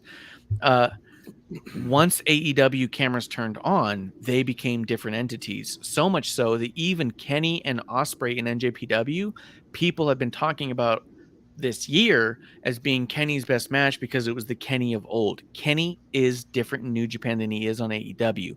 There's a massive disconnect between who he wants to be in AEW and who NJPW demands him to be. His loyal fans love NJPW Kenny and feel bad for what's happened with AEW Kenny. And my buddies have turned off AEW who loved NJPW. That's so fair. I will say that there's potential there that potentially WWE could tap out of him, say, we want the Kenny we know is there. But Digi, tell me your thoughts on that, because you've seen it all, and I've only seen bits. I'm God. You're not God. If I was, I'd be Bishop. Then I would be right and have a Twitter, right? But see what I did there? Yeah, it was great. It was great. I loved it. Thank you. Like, here's the thing, though, and we were talking about that the Mercedes Monet or whatever the fuck we're gonna call her with that weird ass hair. The translation of audience is significantly different. There's a different work ethic. There's a different training style. There's a different presentation. It is, and whether people want to acknowledge this or not, and a lot of the IWC doesn't. Japanese wrestling, European wrestling, and North American wrestling are entirely different animals. South American wrestling, entirely different animals. Yeah. And Kenny Omega, in his New Japan stride, the night he took over the Bullet Club, was the thank you, good night, shot at the bell. He was the hottest fucking heel in the company and ran that shit like it was no tomorrow. Showed up in AEW, I'm the executive vice president. Show him in a match, and he's milquetoast. But I can say the same for AJ Styles. TNA AJ Styles was a workhorse American wrestler born and bred for the business. Mm-hmm. New Japan was a huge uptake, including leadership style of the Bullet Club, because he was not the leader, he was the face. Don't believe me? Ask him 5 times if he was the leader of the Bullet Club, and he'll tell you, fuck no.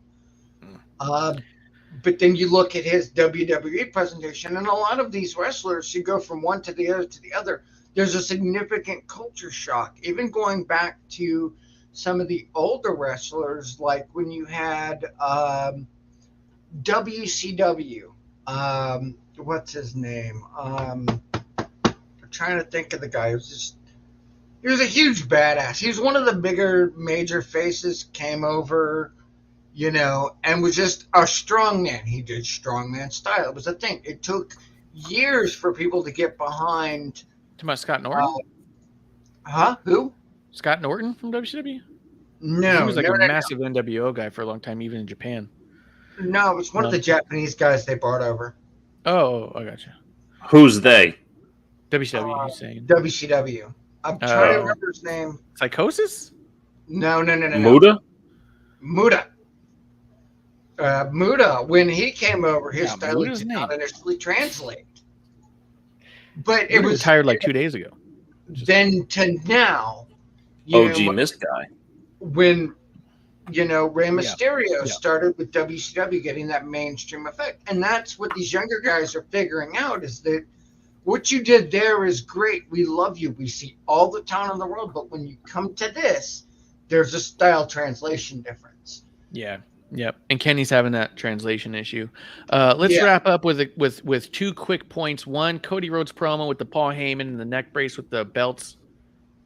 I fucking just loved it, and I wanted to shout that out. They both those dudes are so high level, and it's crazy.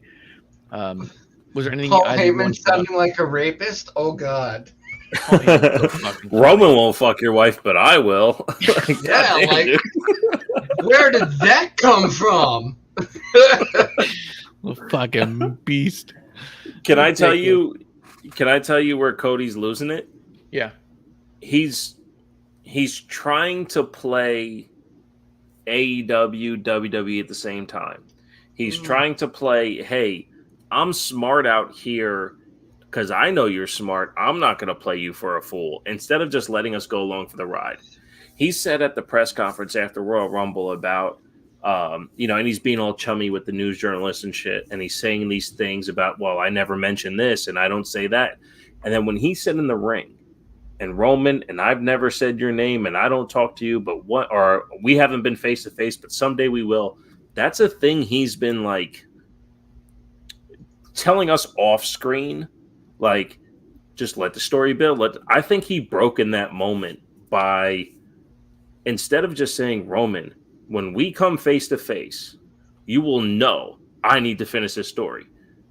When he said, we haven't been face to face yet, but one day we will, I was just like, oh man, you lost me, because that's something you've been saying for months.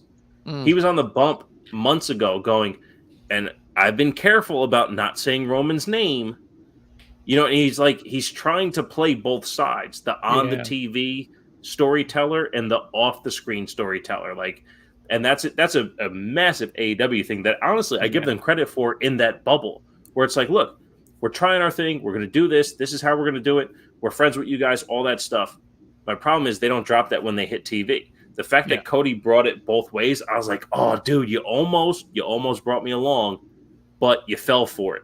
You fell for the work that Paul Heyman's doing, because now you're going, everything I was at the press conference, I'm now on TV. And I'm like, you kind of played yourself.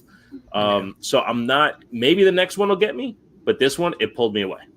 Well, and I'm kind of looking at it, and I know I'm the unpopular opinion. I'm the heel commentator at this point. Jesus Christ. Yeah. Well, there's three of us. So, I mean, well, there's three different takes. And if yours is terrible, I'll let you know. TiaBaTakesPodcast.com, at TiaBaTakesPodcast on Twitter. Yeah. Great. I'm going to get called out on Twitter. There we go. I've already been banned on Facebook once. Why not? Jesus. So the thing I worry about with Cody is not the verbiage and this capability to walk back a promo, because I've watched him run Stardust as halfway believable, and that, my God, give that man an Emmy. Stardust was great. And I feel like this is where they're going to have to take the title off Roman. They're going to have to finish that story. But then we come into that, what I like to call the Brock Lesnar roadblock. Okay, you got it. Now what are you going to do with it? Are we going to get another 5 rubber matches like we had with Lesnar? Or are we going to get something new? Is he going to come out there and open challenge? Like, what do we do from there? Because, people are looking at the story now. Okay, you end the story, but what are we going to do for book 2? And I worry that if they don't have something that's going to keep to that level, or someone who's worthy of keeping up to that line, that this is going to be for nothing. Do you think, since we're going to come hot off of a 1,000-day reign, that we're going to have a bit of a hot potato for a year or two? A couple of 2 months, 3 months? It's the same thing that happened with Bruno Sammartino. And Bob Backlund. Yeah, and Bob Backlund too. Yeah, I mean, like, after they've had multi-year runs, usually it's like, all right, now we're going to be hot potato for a couple of years, because then it becomes like we've had the long reign. To make the long reigns even more special, you have to have a number of short reigns and be like, oh my God. And the benefit of the short reigns is you get Mick Foley, Rock, Austin, Triple H, HBK, Bret Hart, all at the same time.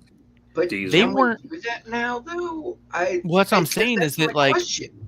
do you get that level of top tier talent all at the same time without being a hot potato with that title, to prove that talent is all there at the same time? You know what I mean? Is it chicken or egg? Issue. I don't think the talent's the issue. I think the world has changed in so much that if you look back into the DX days and the Attitude eras, that was just about the end of what, I guess those of us old enough to remember, kayfabe. If you remember the Midnight Rider, you understand what kayfabe is.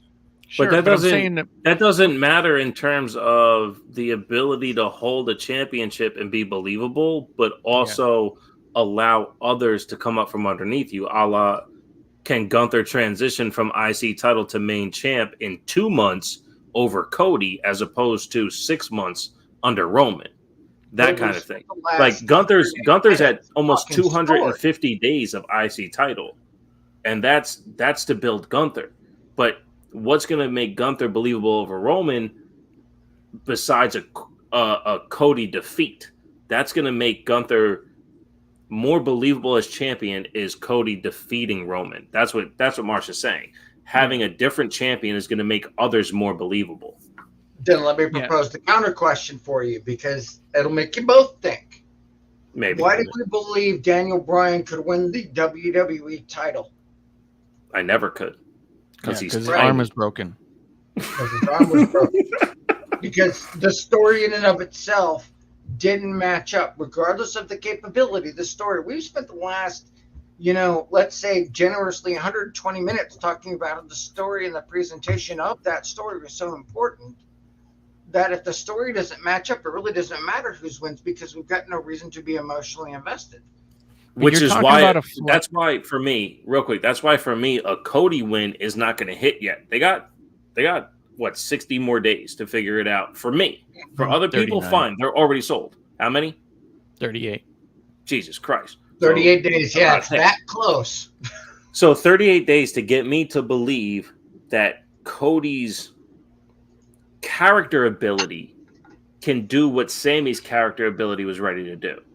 Mm-hmm. Cody just saying, I have a story to finish is the same as anyone coming through with lineage saying, I have a story to finish, a la Charlotte. Prove it to me, earn it, show it. Because they're not giving us a Stardust plus AEW video package to show me that Cody needs to prove this. Yeah. Cody's telling me I have a story to finish. So if the character work gets me there, by all means. But if Cody beating Roman is for the sake of Gunther, Sammy, KO, all of them being able to have a believable title run, then yes, I'm okay with that. But unless it becomes something more spectacular, I don't need Roman to lose at all. Yeah.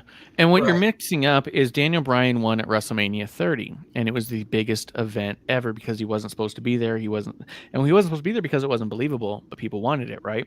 The year before, what did he do? He lost to Sheamus in 8 seconds and one move, because that's where Bryan was as a world champion. He was the heavyweight champion and lost it to Sheamus in 8 seconds with one kick because he was kissing Brie Bella, right?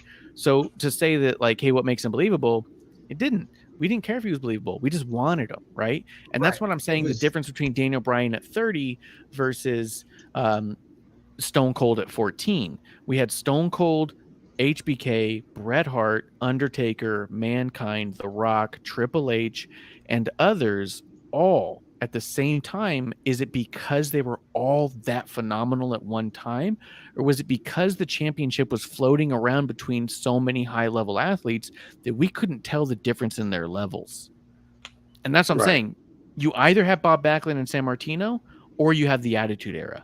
And I'm wondering if we are about to usher in a new Attitude Era of hot potato saying everyone is just that hot.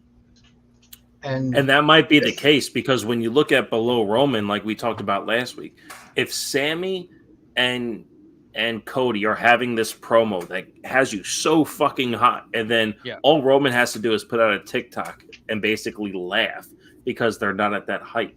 If you remove Roman from the situation, then you have a level of the entire Elimination Chamber, plus Sheamus and Drew, plus Gunther, plus, Bobby, Brock, if Brock wants to do it for SummerSlam, the Survivor Series, just to get Bobby another big one, you know what I mean? Like, all that can happen over the next year, and then Roman come back and now filter back in, because we talked about that last week on episode 1, that the best way to get believable champions is to have Roman get fucked and then come back and lose. Now Roman is able to come down to where everyone else is. But this Roman character is so fucking big that everyone else below him can just work up to the bottom of that glass ceiling. Now you put Seth there. Now you put Cody there. Now you put Sammy there. KO, Bobby. All of that can happen without Roman. That's okay. Sure. Yeah. But we also have this fucking Roman guy who's awesome. Yeah, and then And we get this Roman is- coming back for like the Rock Cena kind of concept. Right. Now, when Roman comes back, it's once in a lifetime. And Right. this is why I And volunteered then the next year, practically begged to be on Wrestling on the Rocks, because you can look at the IWC, you can look at the casual fan, but we bring the best of both worlds to go, okay, this has a point, and bring it to something more reasonable. This is why Bishop is always right, because he has good people to talk with in the process. Well, And we've when been saying March- we've been saying about it since episode 1. It's about the conversation. The whole point of this show Yeah. is that the IWC doesn't have the conversation. They have their Yeah. opinions, and you're wrong or you're blocked. Right? It's I am- either you're with me or you're blocked. the I'm- only reason why I'm right is because I say something different than other people say. And Marsh is just as right as I am, because he says something different than I do. And the biggest point is, we don't fucking know. We watch TV and we get hooked for different reasons. I watched that title match, and I swear on everything, Marsh, we haven't even talked about this. Of that match between Sammy and Roman, I know for a fact 90% of that match I watched Roman. If I had to guess 90% of that match, Marsh, you watch Sammy. Oh yeah. It's like watching football. When you're watching football and you have a team to root for, like I'm a Packers fan. So if I watch them, I'm watching the Packers offense. I'm not watching their defense. But Jeez. whoever they're playing, if they're playing the Bears, a Bears fan is going to watch the Bears defense. You're watching two separate things at the same time. So while I'm watching Roman and you're watching Sammy, we're watching the same match, but we're watching different things. And that's what this conversation is. Because at the end of the day, whether it's football or wrestling, they're both scripted. It doesn't matter. Yeah. The outcome's Honey. predetermined. Do you have Packers gear sitting around? Because I just heard somebody's a Packers fan. Ooh, we got a Packers mug right here. Immediately, within seconds, dude. Let's get it. Like how Let's how get it. good are you a fan? Ooh, and a I- koozie. I'm a fan because my wife tells me I have no choice. That's hysterical. I mean, there's a reason why the wife is right so often. Here's the best I can do this quick are shoes. Those are cool. So you said you were from somewhere. I'm assuming it's something Wisconsin. No, I'm from New Delaware. York. I live in Delaware. Delaware. From New York, lived in Delaware. chicken. So why are you a Packers fan and not Shut the up! Why are 89 you even Bears? asking that question? Because he's a big See? fan of chickens. He's a bigger fan of chickens. No. Cheese curds are the shit. They are. I don't know why you're laughing. Oh, Good point. Jesus Christ. Everyone loves cheer skirts. Sorry, I'm having a deep cut moment here because that just. I've been on, like, this is my second cast, and I volunteered for this Bishop because I was like, Bishop's gonna be on. I gotta be a part of this. You want to do it. So let's I do only this. Let's came wrap on up the because show. Sammy and Roman were so good. I couldn't let it go another week without talking about it, because no matter what happens on this Friday SmackDown or what happens on Monday, all I'm going to want to talk about is Sammy and Roman. It's match of the I year. was I don't care watching what happens Raw. the rest of the year.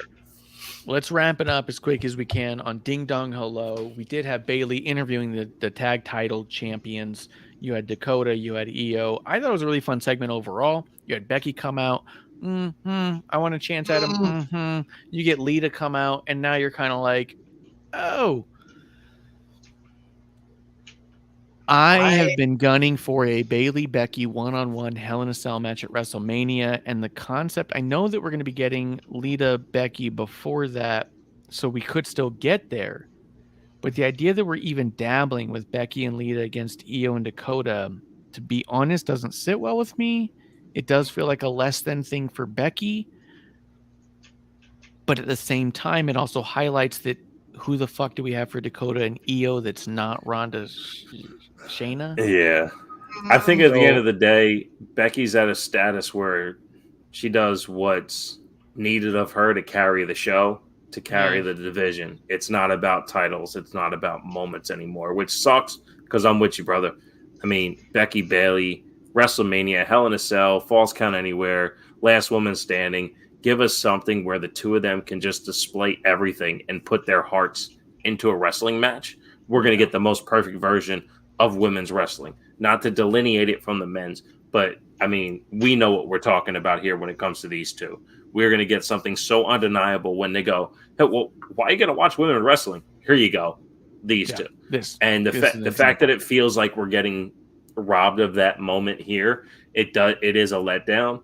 On the flip side, I think Lita's only had like 2 moments since she's made these spots where I was like, oh, did you need to come back? Other than that, she's really been pretty fucking good. Yeah, so, you know, can I be mad at it because it's not what I want? A little bit, but that's not what I do. I judge what's on TV. Is this going to be pretty fucking cool? Yeah, it's going to be pretty cool. So I'll go for it. But no, it's not what I want. I agree with you, man. I wish. I think that's my problem, is that Becky and Lita is a cool tag team against Dakota and Io is cool, but I'm also such a Bayley mark that there's not just a small part of me that goes, A, we're not getting Becky Bayley, but we're also not getting Lita Bayley. Right. And so for me, I'm like, Bayley's odd man out, and she's my fave.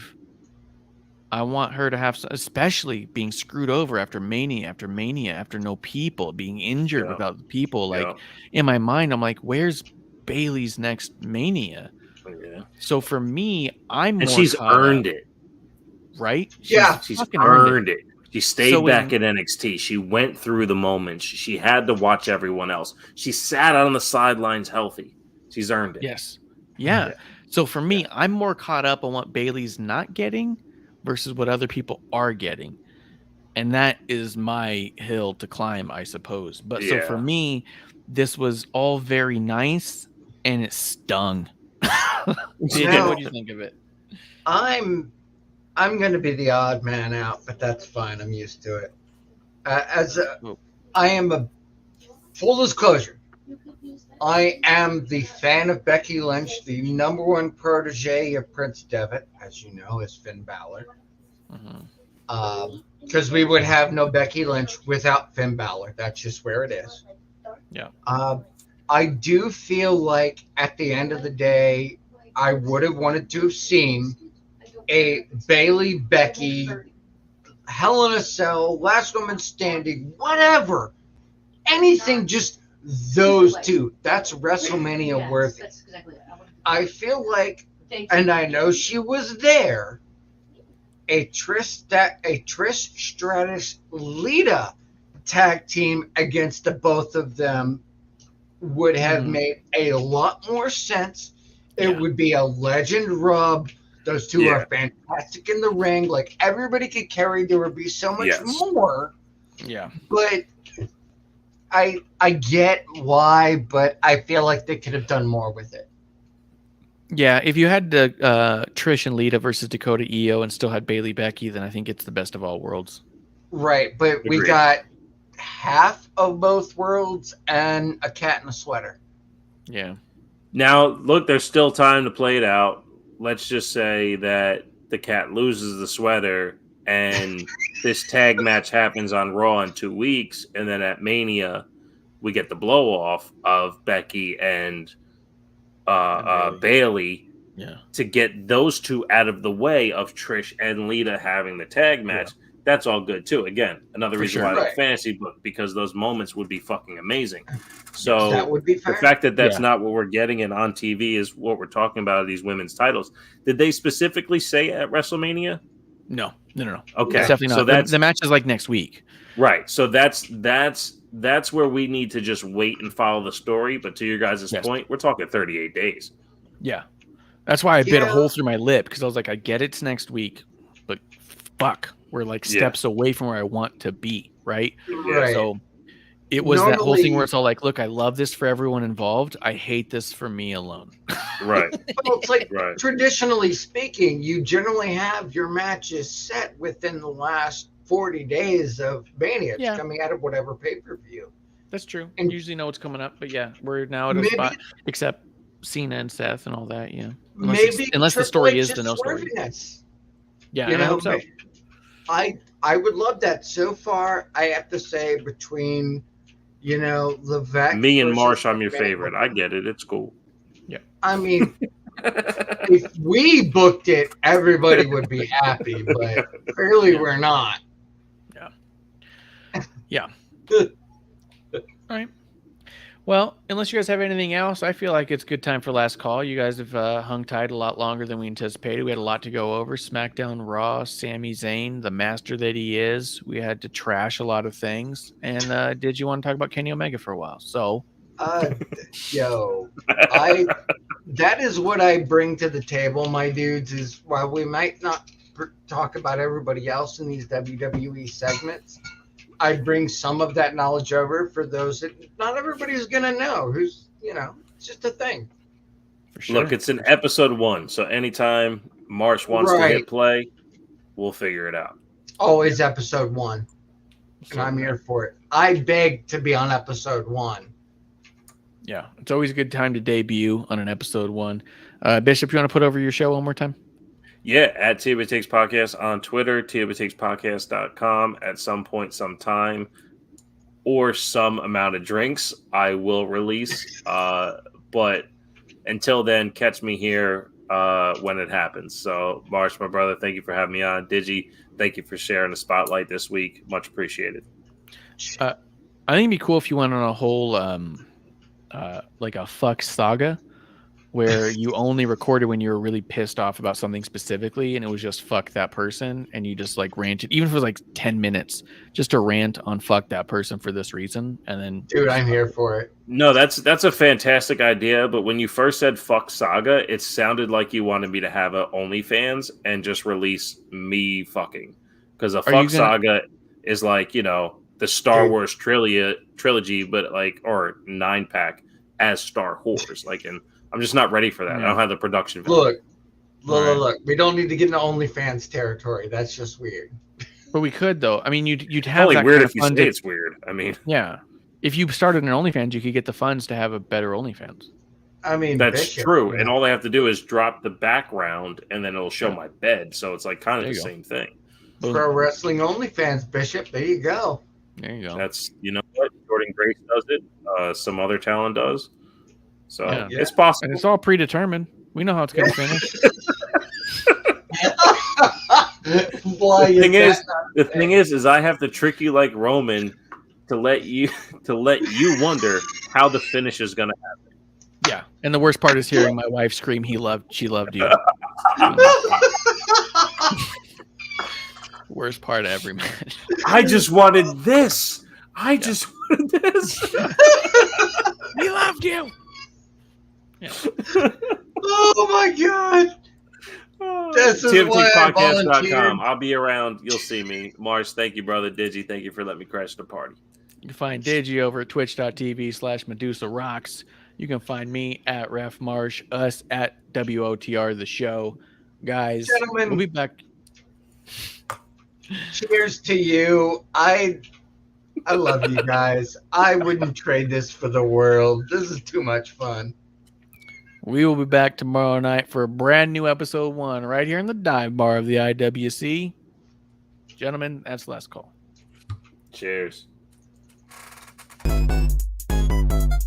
Hey, producer lady here. Thanks for tuning in. Continue to support us or buy us a drink by following and putting the I in subscribe on Twitch. Or subscribe and review our podcast on Apple Podcasts or wherever you listen to us. Cheers.